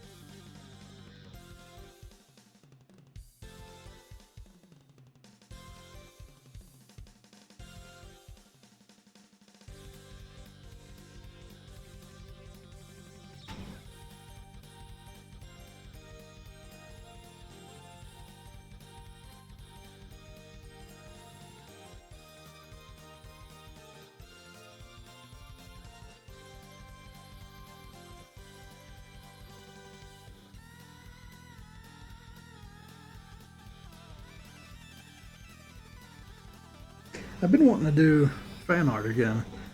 I'd like to give it a shot. I feel like I've gotten a lot better at animation. It would be fun to try some like fan art animation. Or just do some pictures. But I kind of want to do some animation. Or try it. I was thinking of doing like a Breath of Fire animation.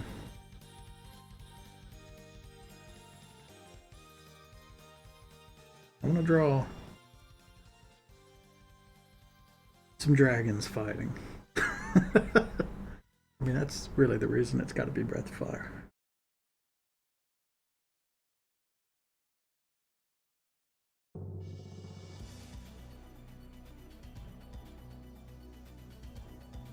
It would be fun to just see how well I could do, because I feel like I could do a lot better compared to the old stuff I tried to make. Like, I know I can do a lot better now.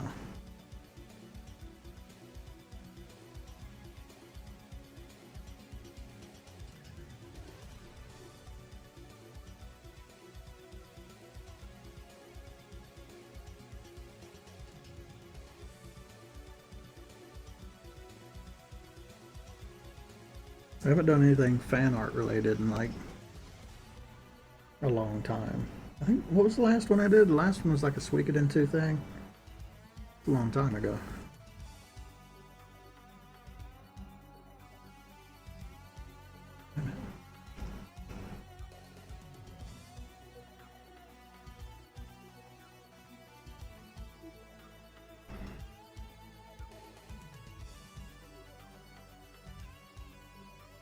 Yeah, I was looking at my last like Breath of Fire animation I did, which is like the Ore Dragon from Breath of Fire 4, which was pretty much me just copying line for line what happens in the game and redrawing it. And I was just thinking, I could do so much, I could do something way more interesting than that now.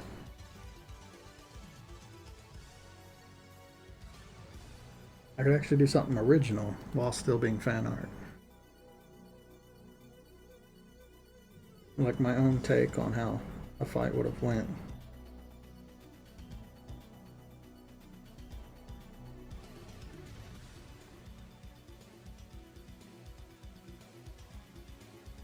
Kind of like the stylized intros that you see, which are not, oh, what's the word here?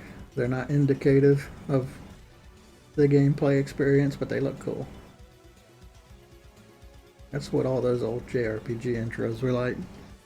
Some really fancy anime intro, all the characters fighting bosses in crazy ways that doesn't look anything like it would you actually do it in game.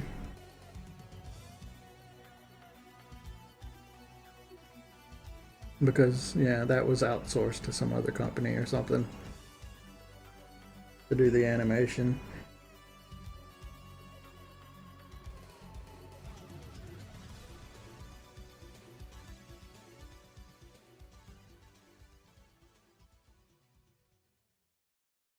That was a Mega Man game, I think. I recently played through a bunch of the Mega Man X games. I played all the way up to 3, I think. And then I was reminded why they got really bad after a couple of them. I think 3 looks really good. I don't remember 4. I say that not remembering 4 that well. But somewhere between like 4 and 5, Mega Man X 4 and 5. The art style change that they did, I really did not like. They got like way more bubbly looking, is the best way I can describe it. Like the style definitely shifted, even if it was the same kind of thing. And it was updated, but I think 3 looks really good, but it plays way worse than the first 2. I gotta think about it to back this up, but I remember, yeah, some of the bosses are like, in 1 and 2, like, I can definitely beat pretty much all the bosses without the special sub-weapon or without certain upgrades. They're definitely doable. I felt like 3 was one where not having the right upgrades and the right things, the game was just way too difficult. Like,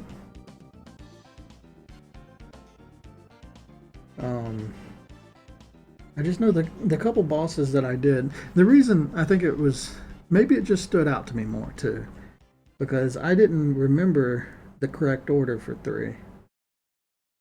Like, I remember the correct order for 1 and 2. I remember 1 the best, but I remembered 2 pretty well once I was playing through it.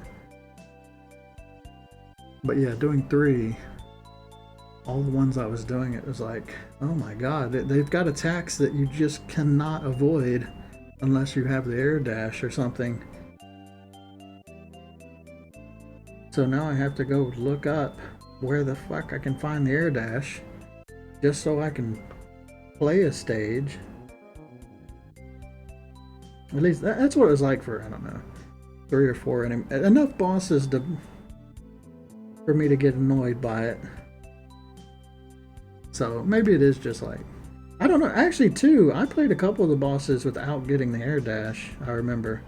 And I was like, I couldn't remember which stage the air dash was on, because the air dash is like a game changer. It's like the dash. God, actually playing Mega Man 1 without the dash, without going to Chill Penguin stage first, is such a pain. So maybe it's just because, I don't know, maybe it doesn't apply. Now that I'm thinking about it. It's really hard to fight those bosses without the dash. So, I don't know.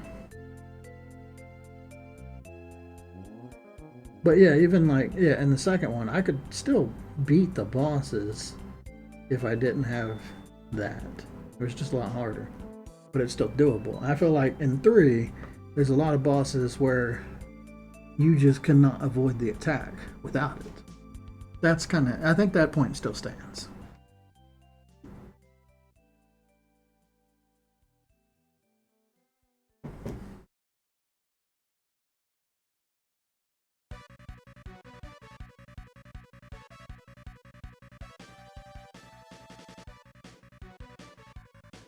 That is the first one you get to play as Zero. And it was pretty fun. I'm pretty sure I've never played 3 before, actually. Because I remember the first time I played as Zero, it had to be 4 or 5. So I skipped 3. Because I remember Zero being mostly about like his sword.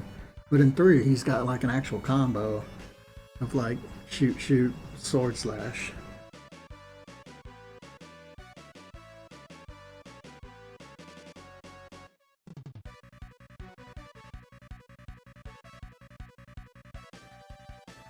I think it was after 3 they like, I mean that's what he was like in the first 2. He used that combo of shoot, shoot, sword slash. But I guess they decided after the 3rd one that they needed to alter the way that character was, what they did. Oh, I remember now. I remember what really pissed me off about 3. 2 had this thing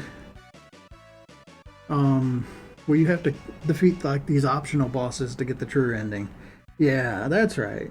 2 did that, and I remember thinking, oh, this sucks. Because suddenly now I have to know the right order and how to fight these bosses, right? Like, I can't just keep doing it wrong or I'm not going to get the right ending. And 3 made that even worse by making those optional bosses. That's why I quit, because there's like Vile comes back to life for an optional boss, and it was impossible, like without an air dash. I think that's what it was. That was the one, like a lot of the bosses were hard, but his was like actually impossible. And that's what made me go, ah, fuck it.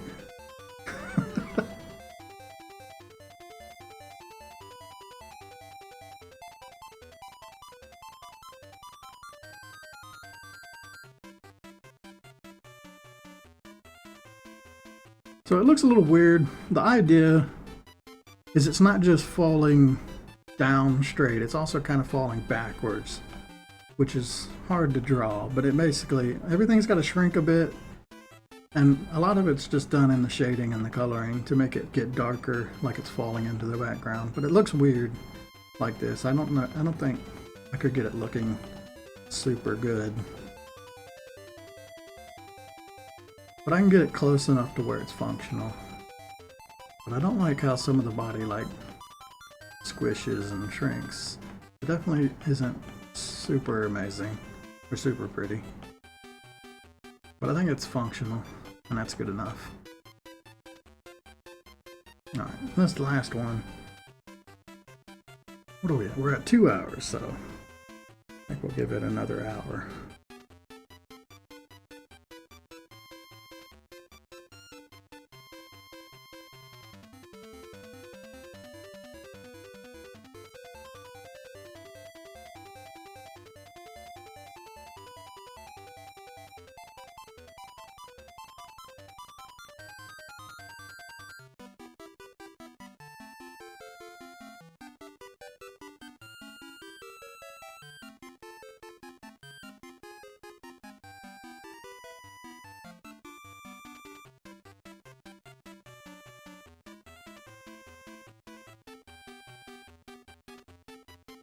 There's no line. I have to start with this tooth. This tooth overlaps everything else. And I can draw this back line. And this line, which overlaps this part.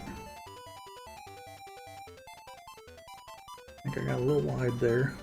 I definitely got wide there. Try it again.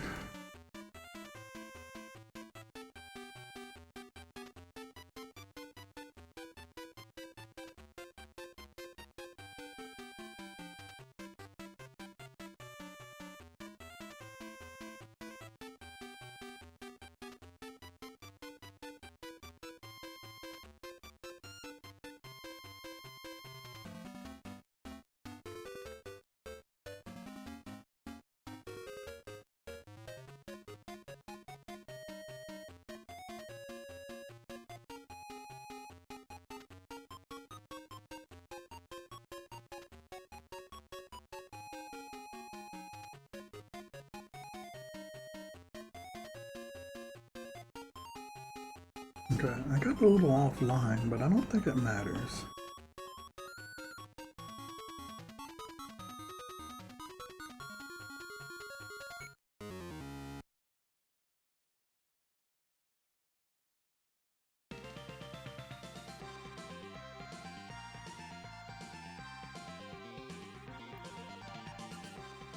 I'm really looking to the new Saga Frontier. I've been wanting to play it again, or revisit it. And yeah, they're just coming out with the remaster at the right time. Well, it's going to be half a year from now, so not quite the right time. I've got to wait a little longer. But it gives me the perfect excuse to play through the whole thing again. I want to see the new sprites and the new characters and the new scenes and stuff. It'd be fun to just play it again. One of my faves.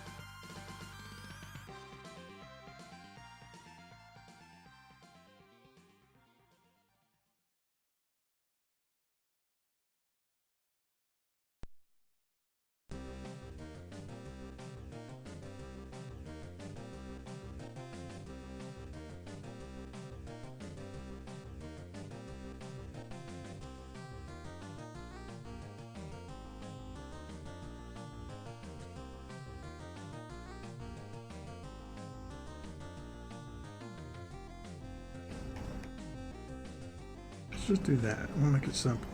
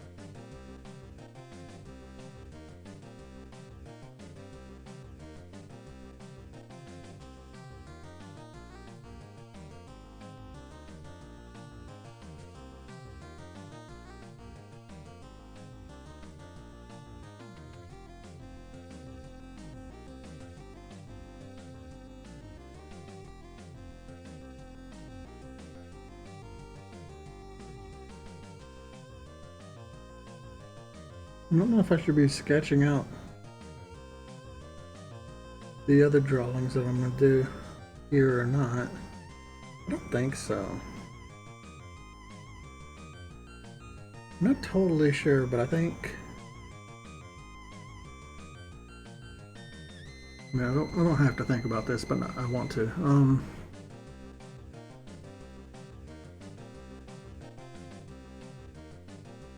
I'm gonna have to like decay it from here. I think it's best to draw the skeleton like it is there. Maybe like the rotted skeleton. And then do like the in-between stages.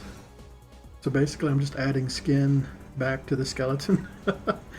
So I'll be, yeah, just drawing over top of the skeleton that I draw. And maybe throughout each of the frames, I'll just make it a darker color. It's kind of like the color goes from the skin as it rots.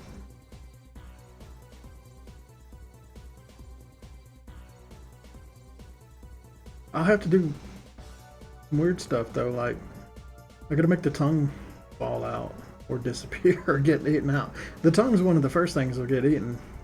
The tongue, the eyeball.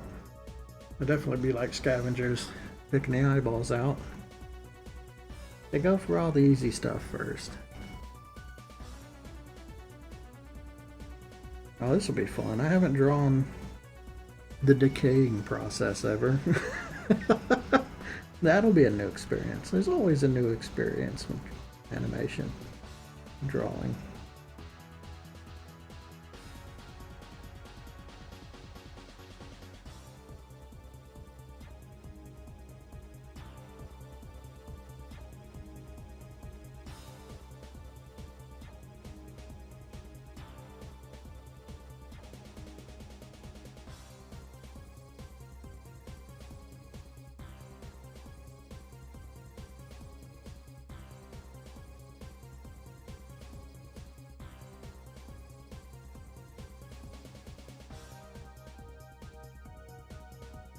I want to tell a story with it, right? Make it more interesting. So, I don't know, I have to think about it, but I think I am kind of on to the right. I have the right idea thinking about just doing the bone part at the end first. Well, second, in this case. I can do that, and then I'll remove the skull from it.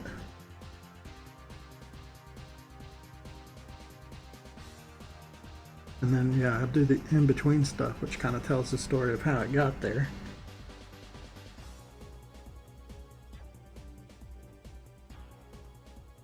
Which will be basically like different tools laying there, or different animals, or the signs of different animals that have gotten to it.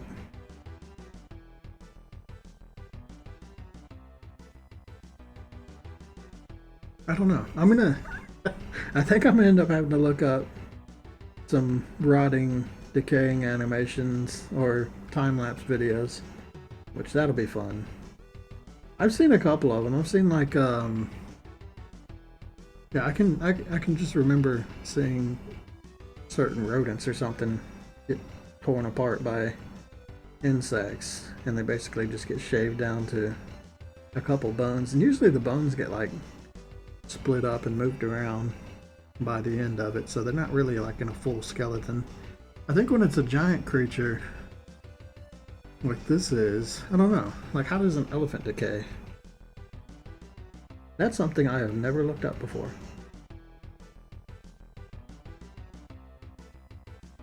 I have a feeling like humans have some direct involvement with it though.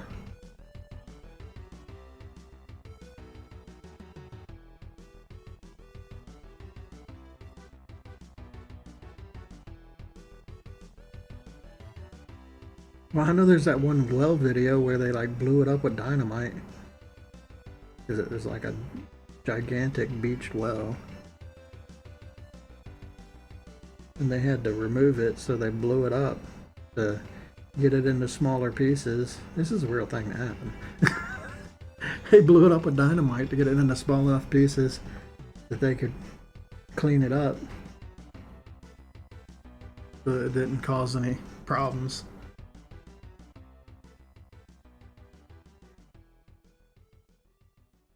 So I imagine elephant corpses might cause the same kind of issues.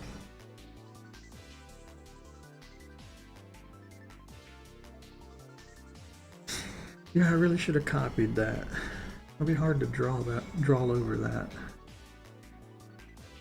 Not too late, I could just grab it back out of there and copy it into the picture. I'm gonna do that real quick.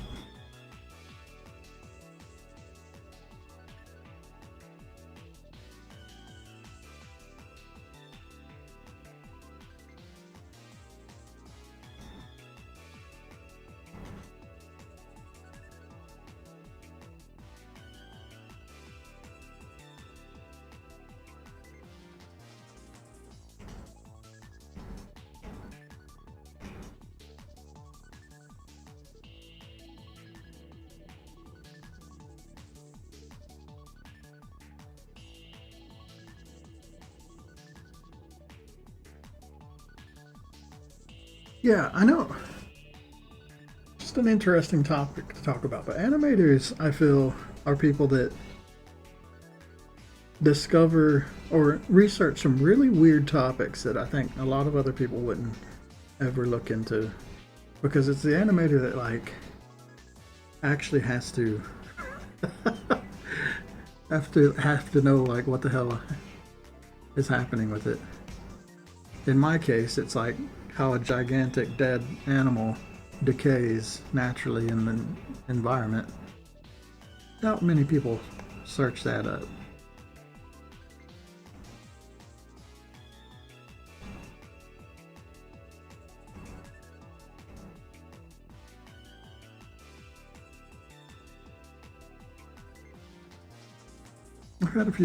I've had quite a few situations that I found myself Googling topics that I would have otherwise never imagined I would be searching for. Makes you think you're going to get on some crazy list. I can't remember any of them, but I know there's been a couple times I've looked up things while I went. If the NSA is looking at this, or if anybody sees the stuff I've been looking up, they're going to think less of me or that I can understand. I wish I could think of an example. I know I've had that happen a few times. I just can't think of the examples now.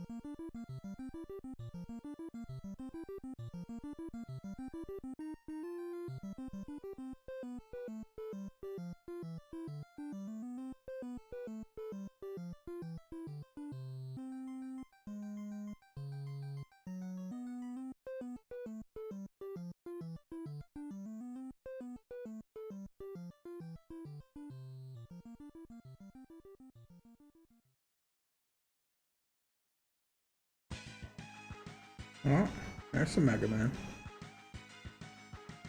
I can hear the charge up sound in my brain.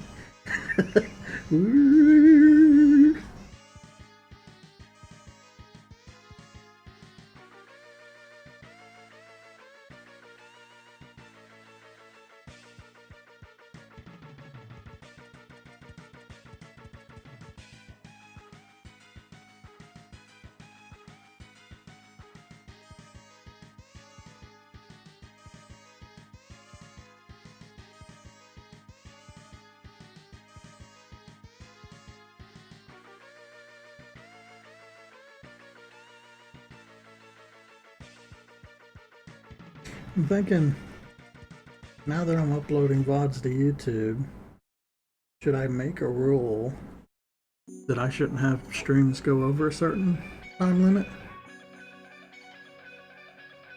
I kind of feel like going to 3 hours is pretty hard. You know, that's pushing it to about the top of a YouTube video. I don't think I ever watch YouTube videos that are more than that. 3 hours is pretty long, even for like a podcast.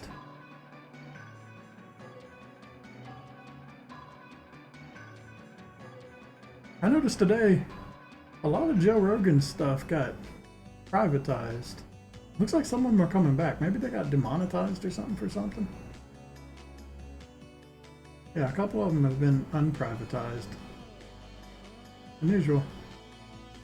But his videos are like, yeah, most like 3 hours. I think he's got one of there that's like 6 or 7, so not totally unheard of. I think the majority of my videos they max out around 3 hours. But the majority of them are like, if we're doing long ones, are at like an hour. Maybe just doing like an hour long stream. I feel like an hour long stream is tiny though. It's a long YouTube video, it's a tiny stream.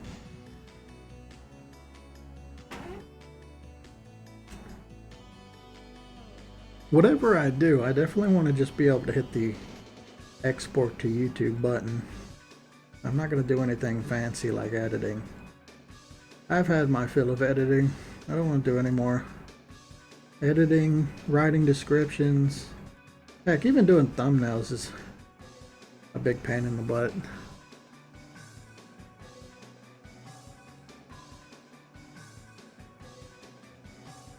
Though I don't know, I might do, that's something I'm missing right now. I don't have any thumbnails for any of the videos I've been doing.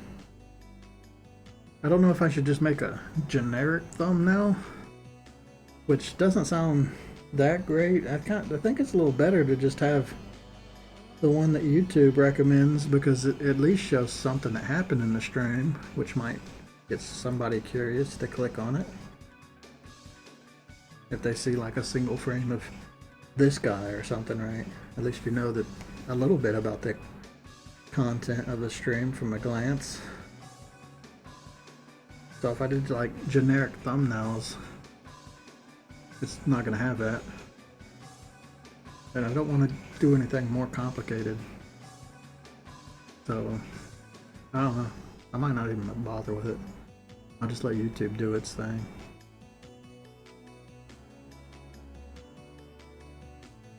Okay. That is it. Let's run the whole thing and see all the mistakes I've made. Live and in person.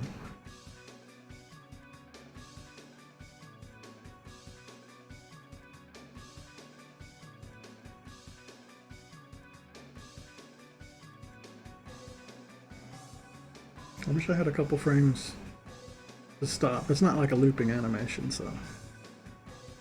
Yeah, back leg looks jank as fuck. Or this camera side back leg. But I guess it's acceptable enough. Like, to be fair, you're probably, most people who watch this animation aren't even gonna see the back leg, because they're gonna be standing at the front of it. So it might not even matter at all. Or, yeah. It's highly likely that the back leg won't even be seen by people. But I like the rear one, the one on the backside back leg. It looks really good. Like, look at that. That's a really good turn for just pulling it out of my ass. I am noticing there's a jump there where the belly is on one side and then has to go back to the other side. So I need to fix that. Usually I'll hit play, what I'm doing here. I'll look at like each limb individually and just see what stands out as something that might need to be fixed. But mostly I just accept that it's a little jank and move on, because I really don't have the luxury of spending forever on anything. Like, I know the way that the torso seems to shrink a bit. Really, that's it falling into the background. I should have just shrunk the those little pockets on the side. They should have got smaller and smaller, and they remain too large. So it looks weird. When really, yeah, if it fell into the background, they would just shrink more and more. That was kind of a mistake. I don't care. I'm not going to fix that.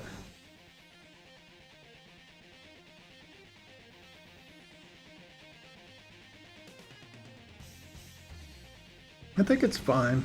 Besides that one spot that I want to fix, we're going to keep this. There's no like glaring issues, like I left out a hand or something. That's happened before. Finish an animation, hit play, and a leg just disappears. And I go, ah, fuck. So, none of those big issues. Alright, let's fix this part. So, it's where the belly crosses over the foot. Yeah, between here and here, it just looks weird having the belly top. So I'm gonna just like draw the foot up a bit more.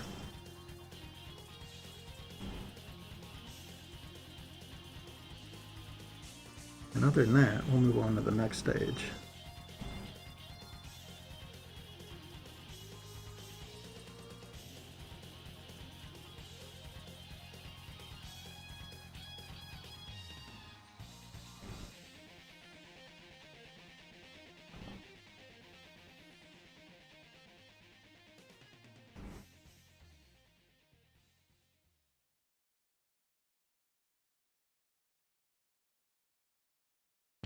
That should look better.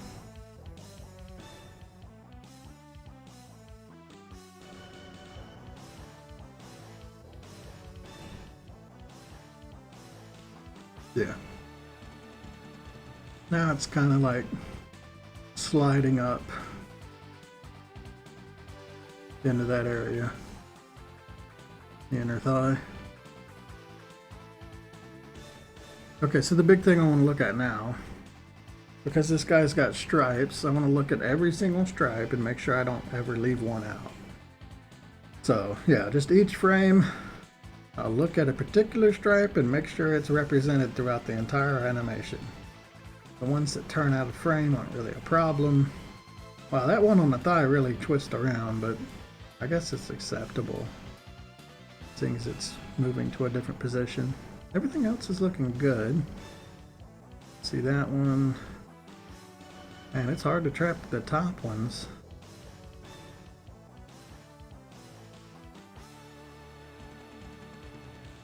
And I know the head's good, so yeah, okay, that's good. Alright, I'm happy with that. Right, so next, I'm gonna make some new layers.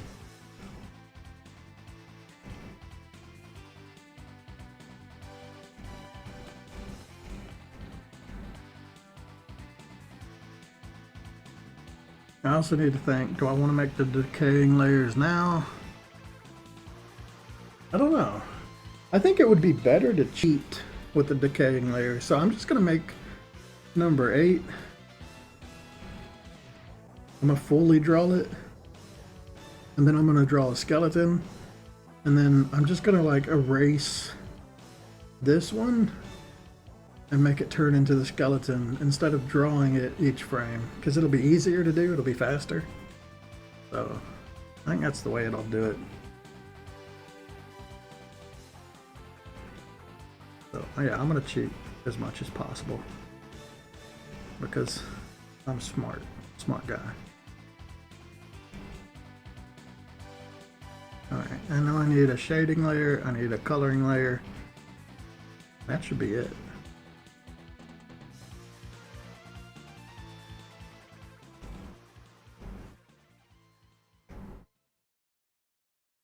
Okay, I'm starting to remember a few things. Here I want a layer that's got like red or blue or some other color, and we'll do red. Ow! Right. I'm gonna do this. So this is for here. I'm gonna draw in gray, but it's gonna turn out red, which will show me any errors. Right, and now we do this, and that back to black or gray. Have I been using gray or shit? I don't remember. Actually, I have an example up here. I can just look at it. Yeah, I was using gray. What gray am I using? Am I using the correct one?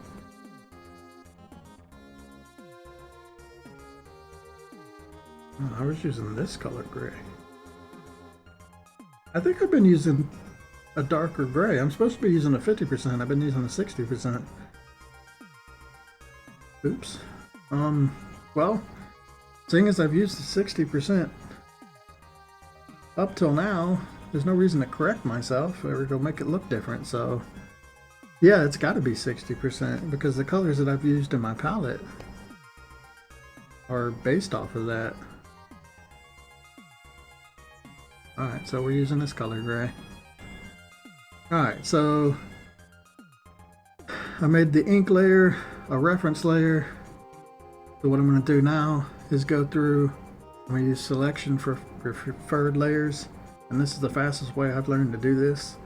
Basically, I'll select all the empty space, which is the outside and the little inside of the neck there, that's empty space. And then I'll go to expand selected area by 1 pixel, and then invert the selected area. Now the inside of it is selected, and then I fill with the gray, which turns to red because of that, because of this thing right here. So it's actually gray, but it looks red. And the reason it looks red, now I'm gonna make another page. I should have done this before I did that. But anyway, I'm gonna make this black. Or, well, it doesn't have to be black, but I think it'll be better if it's black. I don't remember exactly. It's been a while. This is something I learned to do afterwards.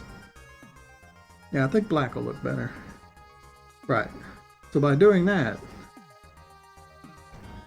I can look at this and I can see if there's any slop. If you've done this before, you know what slop is. It's slop, scum, it's the crap that gets into the drawing. It's caused by the anti-aliasing on the brushes. So that's the reason I expanded the area by 1 pixel, because it gets past the anti-aliasing. And I can look at it really close and see if I'm having any bad leaks. And it's good to do this before I do everything, so that I don't do it wrong over and over again. Right now it's looking really good. Like, that's a nice crisp black line on the outside, which means that there's no bleeding color outside of my black outline. Basically, that's what the scum is. And you can see, there's one example, and this is going to happen in like really tight areas. You can't really avoid it completely. But right here, right in there, there's a little like red spot that's outside of where I want it to be.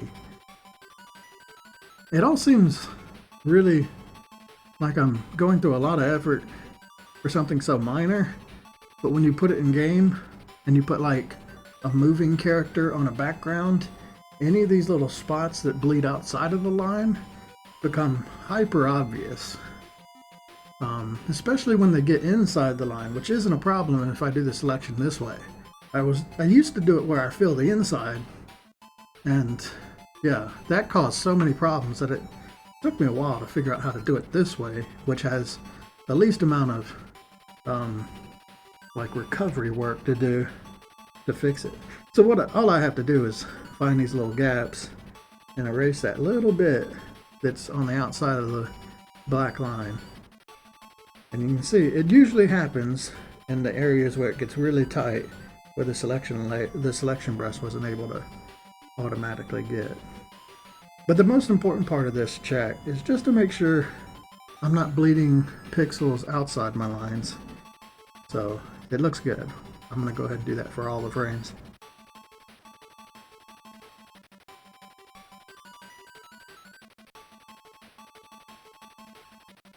If you were to use just the gray, it is almost impossible to see those bleeding colors because the black outline has gray in it as well.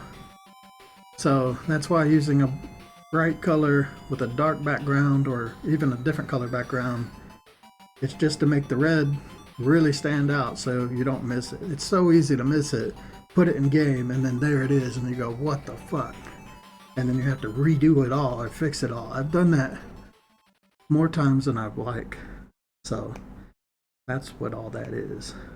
The one problem with this is I cannot see the background, but it doesn't matter. All I have to do is have that black page to check it later. Okay, so here we are. We got the correct color. All that's good. We go on to the next one. Yeah, we're just going to do that through all of them. Oh, I got to select preferred layer again. But now that I've got that settled, watch how fast I can fill all this in. I just do that, do this, invert, fill. Go to the next one. Grab that, expand, invert, fill. Next, expand, invert, fill. Next, expand, fill. This is the fastest way I have found to do this with the least amount of errors. And that's very important. This, I'm doing 8 frames. Imagine if I was doing 600, like some of my characters. It helps to work out a quick way to do it when you're doing it that many times. But there you go, it's all done. And also imagine, I never made that mistake on any of my player sprites, but on some of the monster animations, which are like, I don't know, 50 something animation, 50 something frames, to put it in the game and then find out you fucked it up.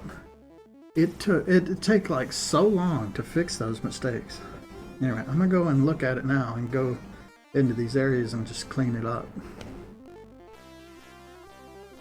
But it should be really obvious when I make those little errors with it set up like this. I'm going to follow the head first. Usually when I go in to check, I just follow like certain things where errors are more likely to happen, which the head creates a lot of tight angles, so that's one I'm going to follow.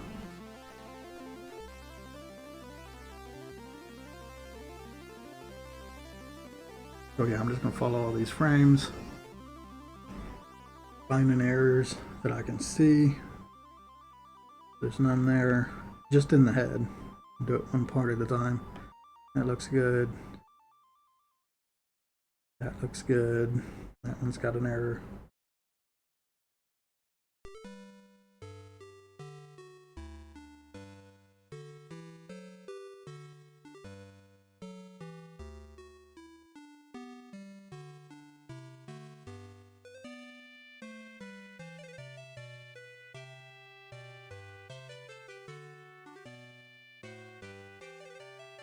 Okay, so the head's done. I'm gonna follow the back leg now. Though the back leg shouldn't have any issues. Maybe when the two legs intersect. Oh, yeah, like right there. That might be an issue.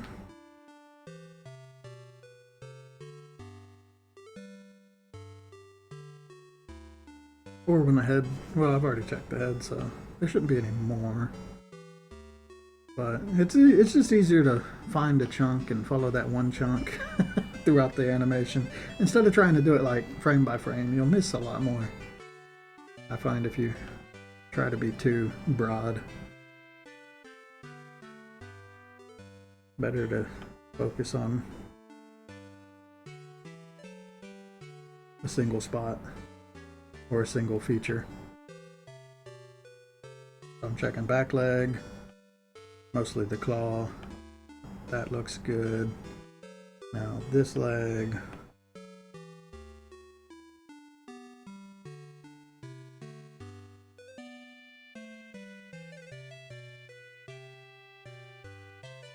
And honestly, that'll be it, because I was looking at the tail as well. So there's no more tight spaces, so there shouldn't be any more issues.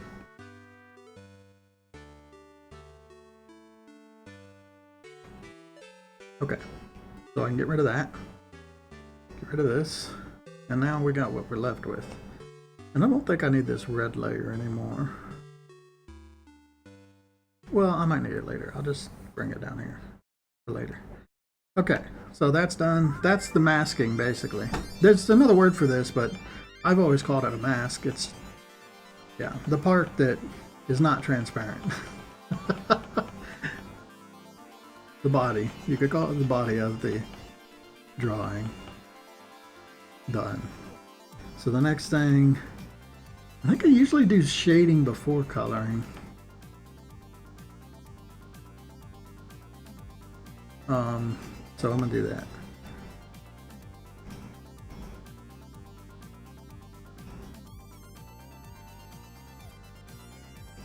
Alright, now I gotta resize my brushes to do the shading. We've got like, I don't know, 13 more minutes. No, 23 more minutes. Do I want to do shading? Do I want to stop? I don't know. I'm going to make it a longer stream. We'll just try and finish this, I think. So yeah, I'm gonna do the shading. Okay, so I got my airbrush. I got a slightly off gray. And the way I do this is I've got an airbrush that's set to the exact size that I want for my really hard shaded lines. But I need to get the right size for it.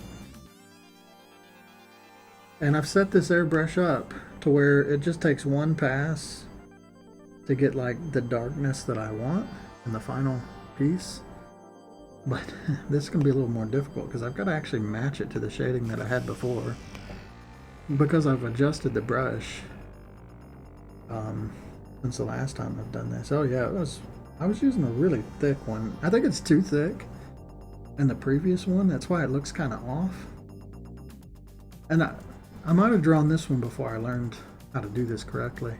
I think I actually learned how to do this correctly on this drawing. I just had it too thick and I made it less so in the other drawings. But seeing as I want it to be consistent more than I want to fix it, I just got to resize my brush to match that size of shadow, which is pretty damn thick. I think I'm gonna go a little lower. I'll just cheat it a little. I'll go to 40. So the idea is to get this line in the shadow in one pass. And then once I have it set up, I'm gonna go ahead and set up my other one too. After I do that, I'll do a soft airbrush, making sure I'm using the correct one. I think so. And I get this set up to do one pass as well, but a much larger area. And this one's just for outlining. Yeah, it should be fine. Something like that. Close enough.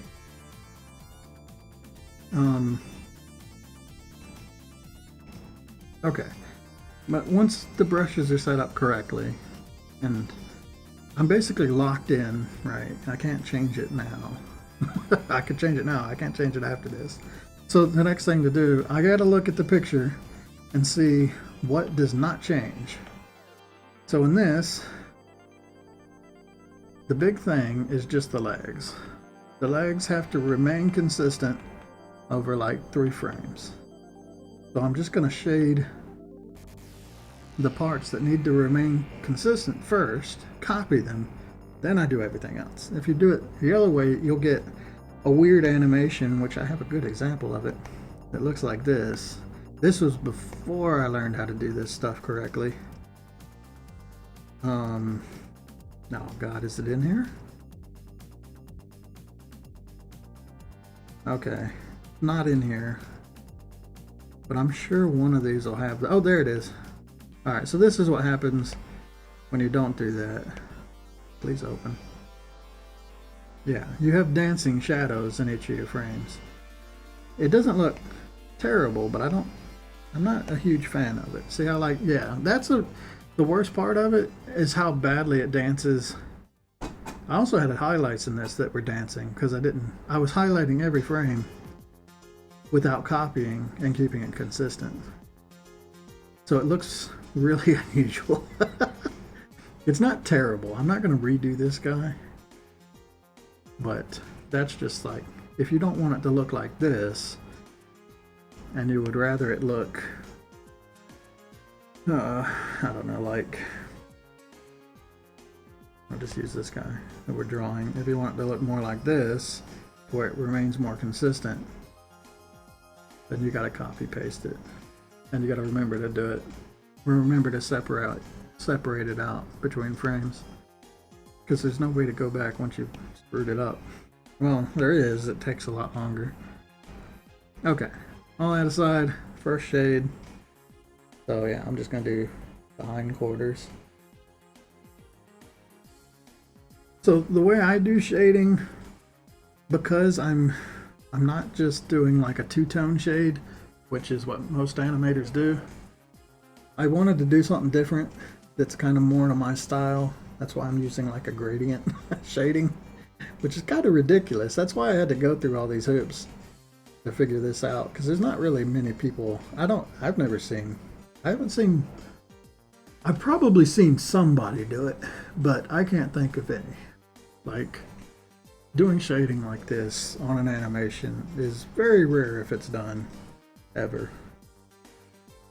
But the way I like to do it, to make it simple, I can't shade it like it's an illustration, but what I can do, anything that needs to be separated, I think of it like that. It's more like, instead of doing accurate shading of like what my hand looks like as the light touches it, right? I'm instead shading a separation between this finger and this finger.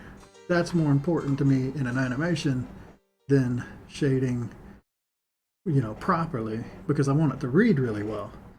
So basically, yeah, I just need to separate things that are in the foreground to the background.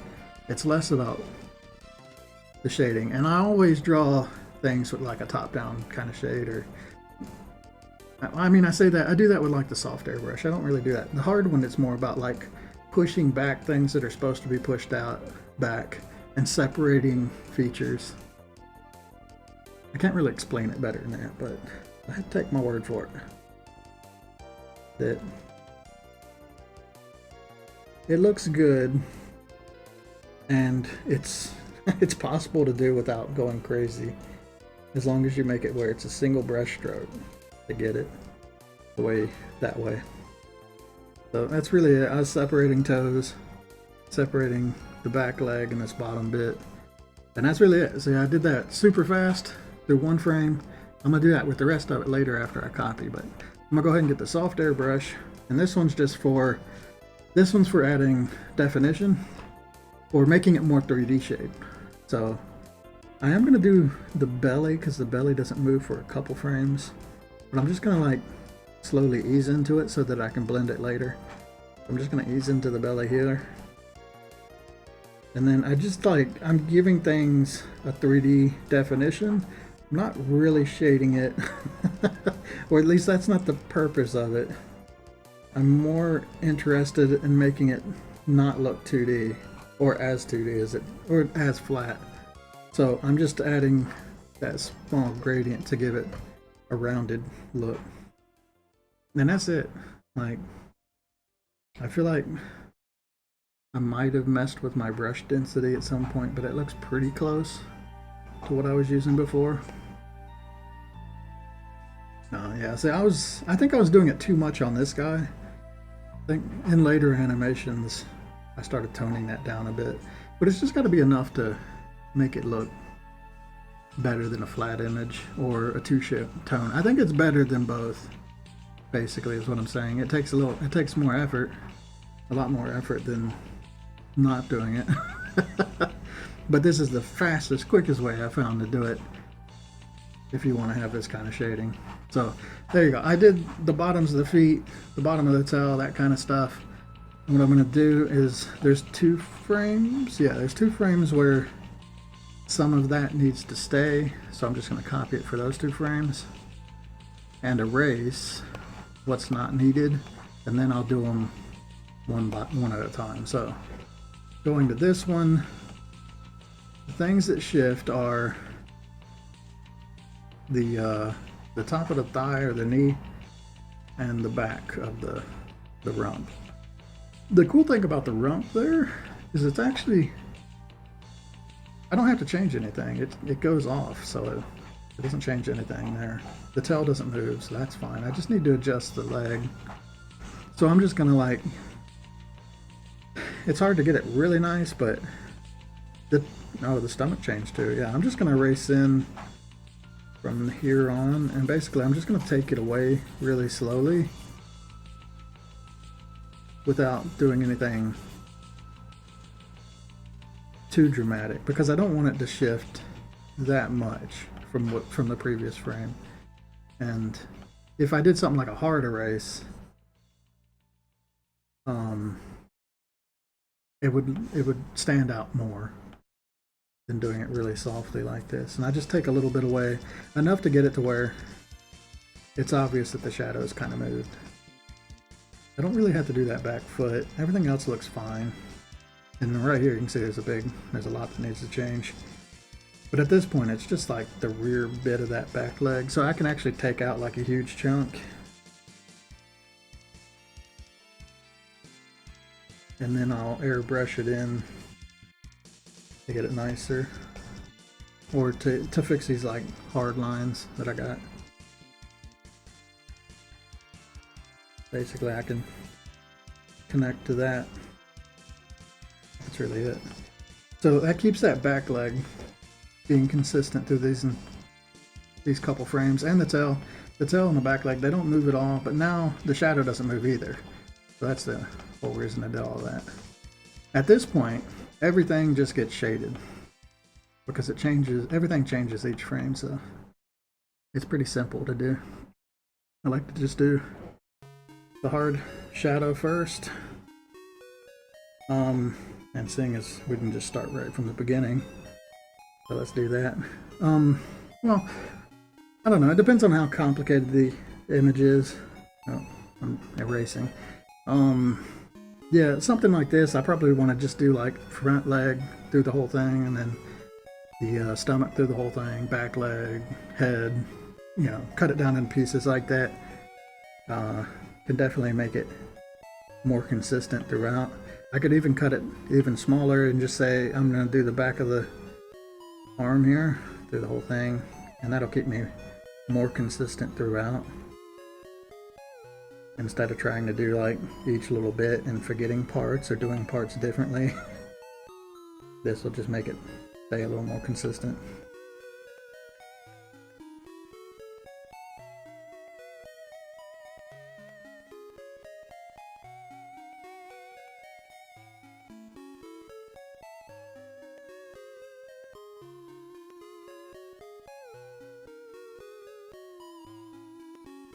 And then the front part.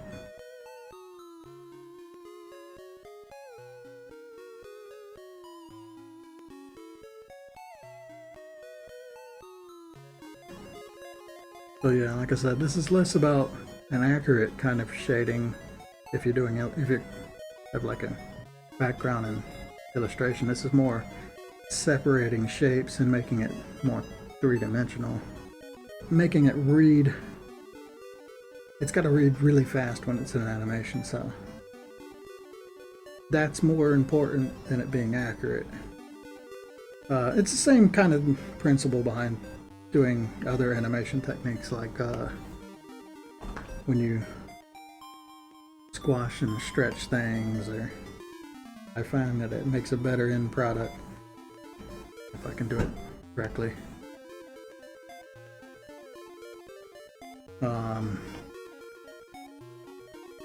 Okay, I'm gonna do the neckline next.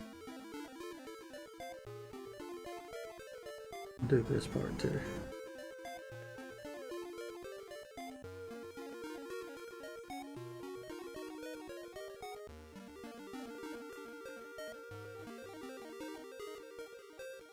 So yeah, this whole like process, it definitely takes a lot longer than two shading or two toning. I don't know what it's called exactly because it's just the standard shading.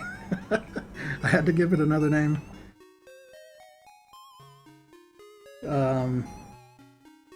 But I think it looks cool and it's interesting and it's different. I think it's important to be a little different. The tongue I'm gonna have to lighten up a bit because it's supposed to be brighter, but I can always go in and adjust a bit. I find slick surfaces, horns and tongues, and I don't know, any kind of like fleshy bits, it's better to go easier on the shading like this because those things are supposed to be more shiny.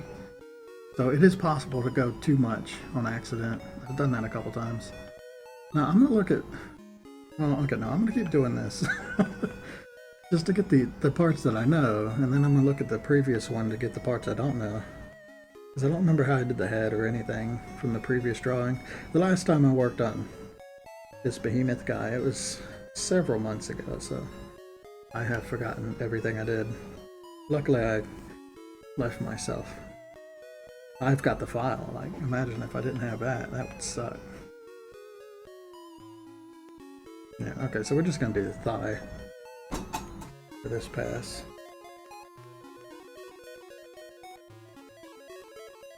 Also, breaking it down in little pieces just makes it more bearable when you're doing something even larger than this. This is 8 frames, but like my player animations are 300 frames or something.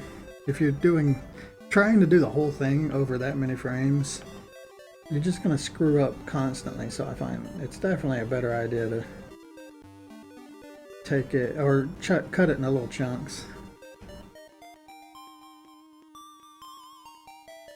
Then you don't have to think about it. You're just following what this one line is doing throughout the piece. I'm going to do this one because that only shows up once or twice.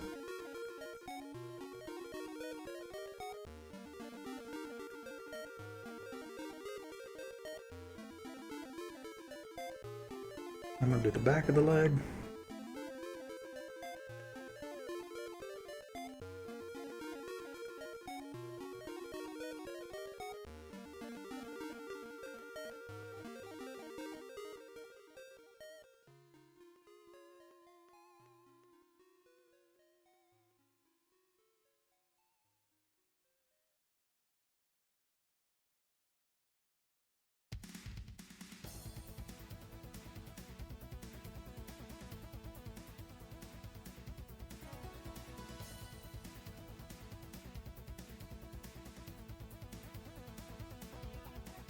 Do the feet. Honestly, I probably didn't have to throw anything on the toes, but I've already done it. And I mean, they do need to be separated a little bit.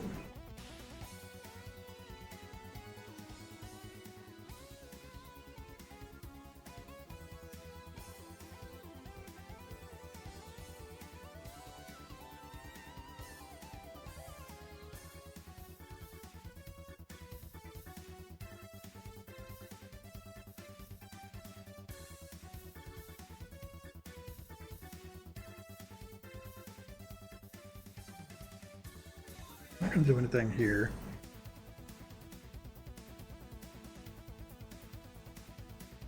Because it's not really the bottom anymore. Now it's facing the camera.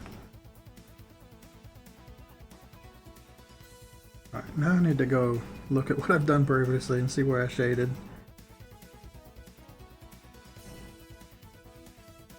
Okay. So I shaded the horn.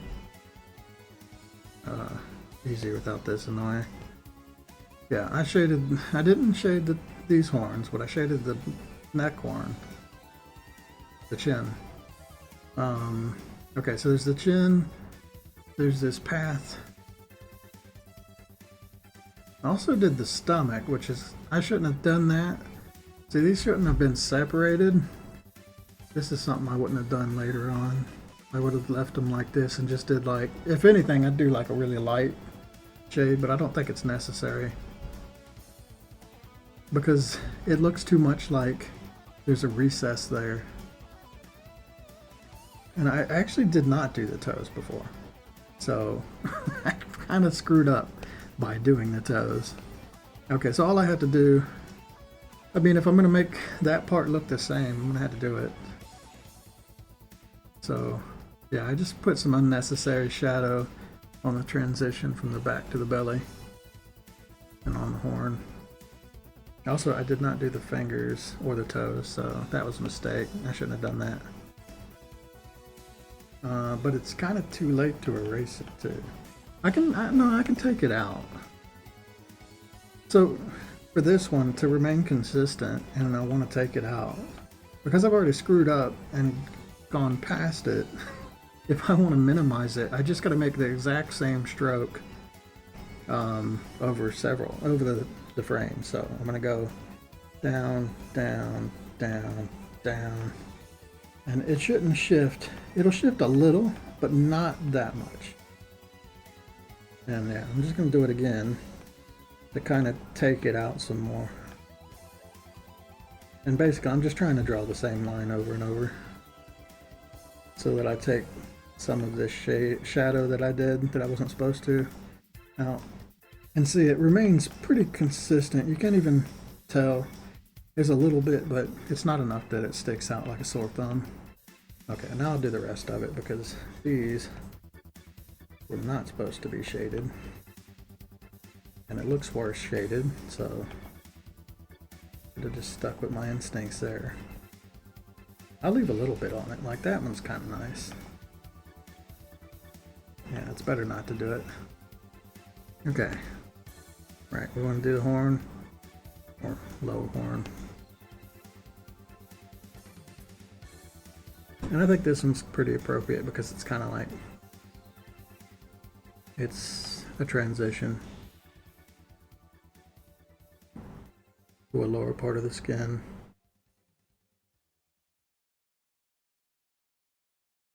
And now, yeah, I would have left it like this without having anything here.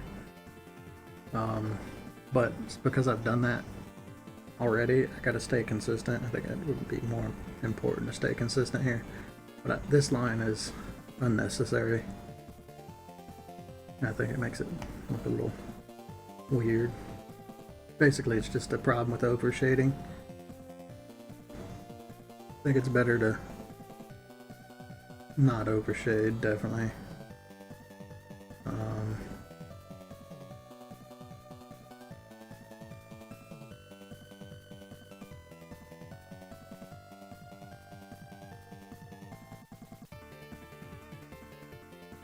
But at least it makes it a little easier to follow these lines too. They stand out more than just a solid ink line.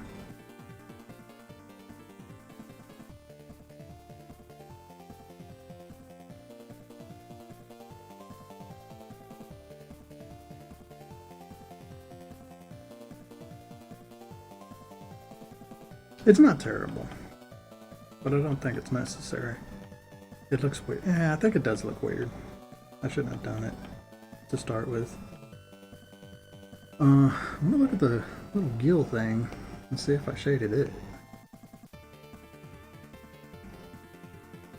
Yes I did. I mean, that one's kind of necessary. I don't think I should have done it with such a hard outline though. But we'll do it.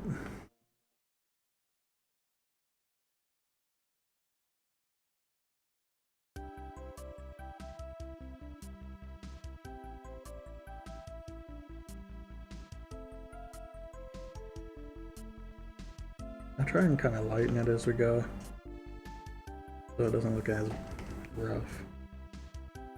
But I guess it is kind of nice to show a little bit of a, or make it stand out more. If they were just flat lines, they would look too one-dimensional, or they would look too two-dimensional. I want to make them look a little more 3D. Man, that's confusing. I mean, it makes sense. The whole point of shading is to make a 2D thing look 3D, right?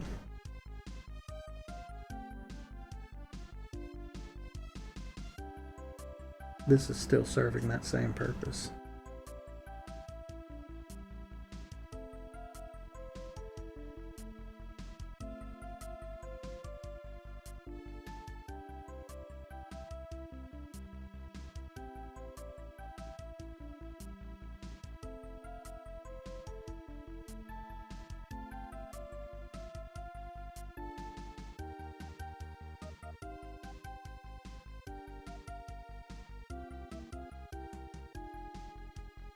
Okay. I didn't look at the mouth either. Let me check that out. The mouth and the eyes. See what I did. I didn't even do the mouth and the eyes. I think if I was to do this again, I wouldn't do the belly. I would probably reduce how much this like gill thing is shaded in. I would also reduce the size of my dark outline. It's too thick. And I would do this like horn line. I think this horn line should have been done to separate the horns out from the head, or to push them back. But that's really it. I think it's not that bad. It's definitely, I did this drawing at a time where I was getting better at this at least. Okay, so we're not doing anything on the face though. So it's done. Or the hard shading part is now the soft shading part. So I'm gonna do the tail, I think.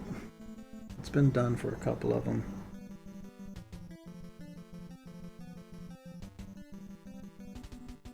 Sometimes I split this into pieces as well. Sometimes I just do the whole thing. Soft shading is not as complicated. It's really just trying to give the objects a 3D, third dimensional kind of gradient.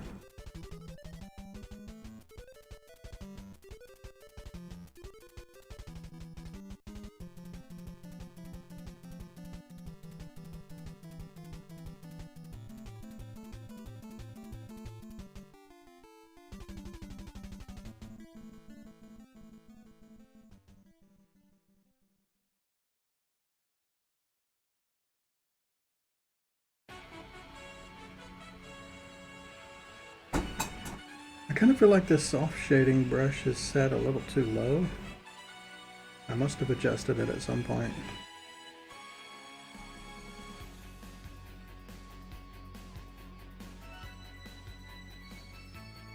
It should be putting a little bit more down with each pass.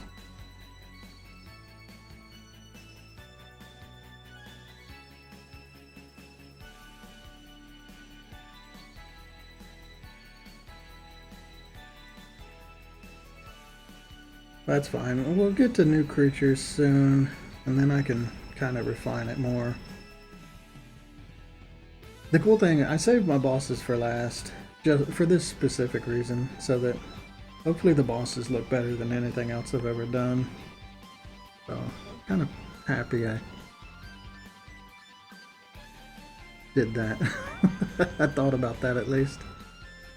I knew it was going to happen. That's why I tried to do a lot of the less substantial creatures first, or the less important ones, so that I could practice on them.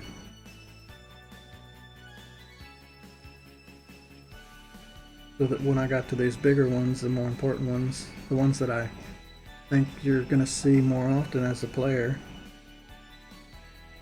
that they look better. And that definitely had an effect. My first animation, or the first thing that I put in the game, was this guy, and he looks so much worse than everything else. I might even just redo this one in particular, because I feel like I got a lot better at it. It's so, I don't know. It's so, it doesn't even quite fit anymore. In my opinion, it doesn't look like my style quite as much. I think I might redo this one. Also, I'm noticing, I don't know if the dots on the back of him, well, they're there. They're just very dull. They get brighter as he runs. I would do this very differently if I was to redo this one.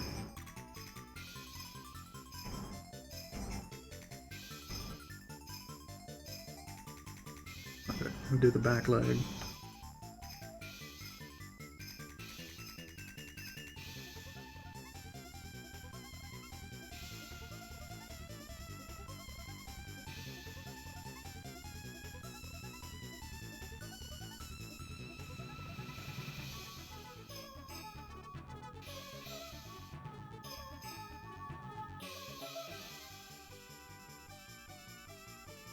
I don't know if the face gets done. I think it does. It does.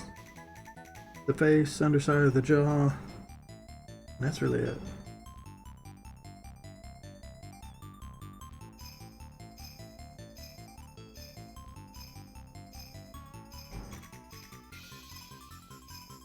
I'm just gonna do the whole thing.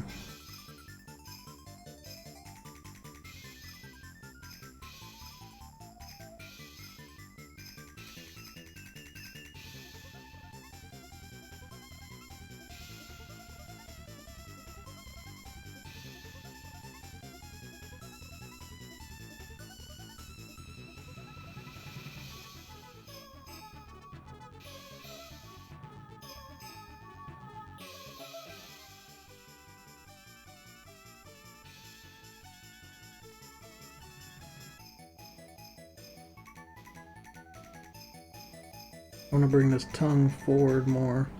I think that's kind of like the best way I can describe this is, yeah, less about shading. It's more about bringing things forward and pushing things backwards. Less about creating shadows.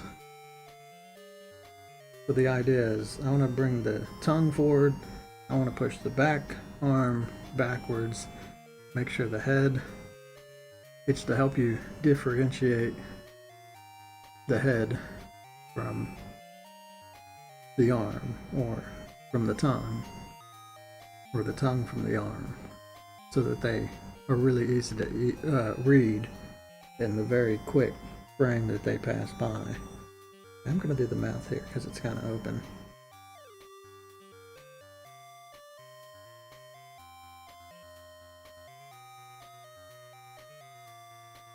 Just through that frame.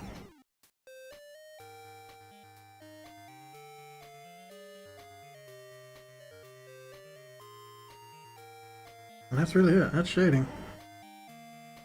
It's pretty quick. If I had more practice at it, it would go a lot faster. And if I wasn't like jumping back and forth, I could have done that a lot faster. But I want to make sure I'm at least somewhat consistent with this frame in the background. It's pretty close, I think. We'll see.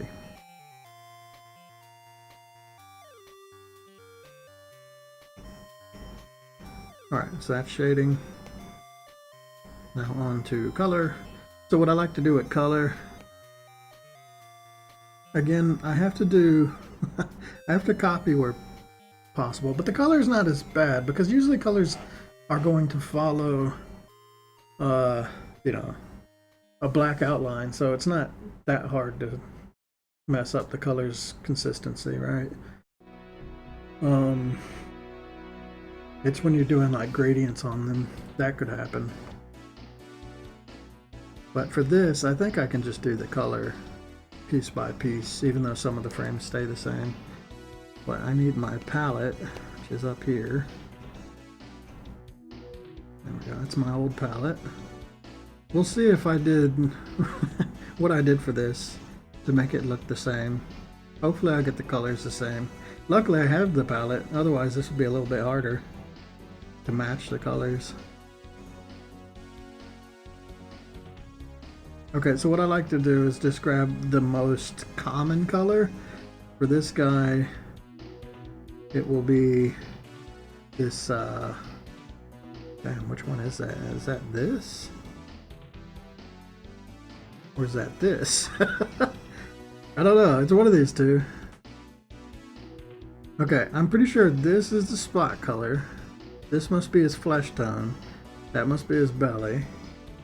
That's his horn, okay. This must be talons. That's back. Oh no, this is back colors. Eyeball and I guess something pink. I don't know what the pink is. Alright, I think I got it. So this should be the most common color. And what I'm going to do actually... Well, actually, I don't have to do that. No, fuck it. We'll do it anyway. I'm going to drag this over to the side so I can actually reference it properly.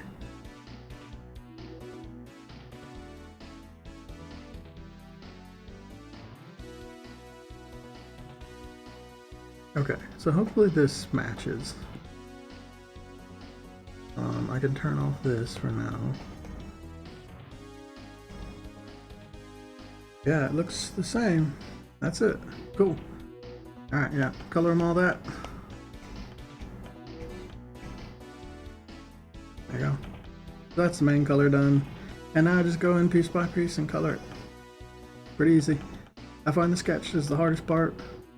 And it kind of gets easier the further along you go.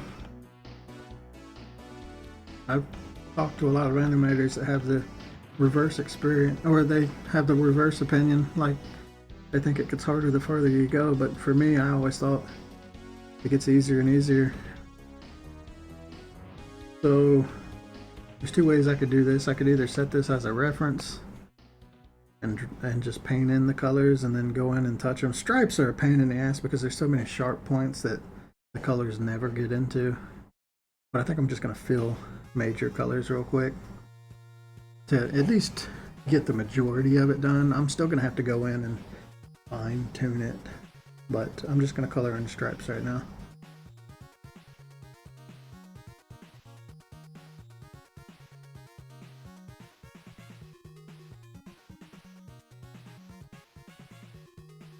And I think I use this fill tool. Yeah. The best thing to do is bear down and then drag into a corner. But, okay, I can't really explain this that well, but I have a really high close gap on this fill tool, so it doesn't bleed out of my black lines. But that also keeps it from going into corners. But if you drag the fill tool into those corners, I mean, there's a couple you're not going to get, but it'll get most of it. It'll be really hard to hit all these spots. If it's too small, I'll just go in and do it with the brush later. I mean, this is just a problem with doing stripes. Doing stripes on these guys always comes with a bunch of annoyances when it comes to this.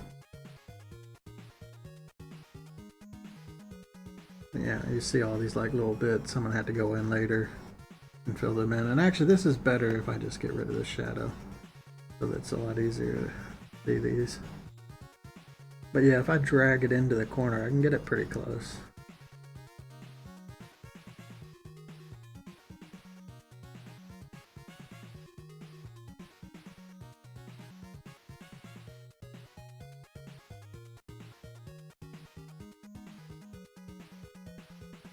Okay. Pin's screwing up.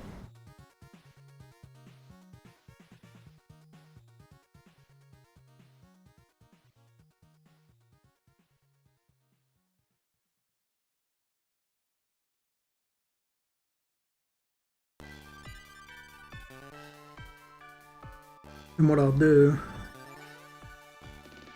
after I've done this part, which is the more broad part, when I go in to color them individually, I'll just go through every frame tracking the same stripe to make sure it's right.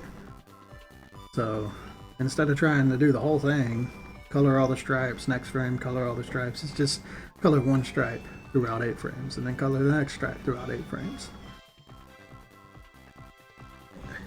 You're less likely to screw it up if you do it that way. And it's not as aggravating when you make it into a smaller project. So I think what I'm going to do, because this part is kind of self-explanatory, like now that I've shown this, I don't think I have to stream it for me to understand, or for anybody who watched this to understand what I'm doing. It's just a lot of like tedious work to color all this stuff in. So I think I will cut the stream off. We went to 3¼ hours. So yeah, I don't want to get any longer in this. But that's what I'm gonna do. I'm gonna do this part probably off stream, coloring the rest of it in. And then yeah, tomorrow probably we'll draw a skeleton and do the decaying part of it, and then this will be done. So that'll be it. But anyway, I'm gonna end this stream here. Later.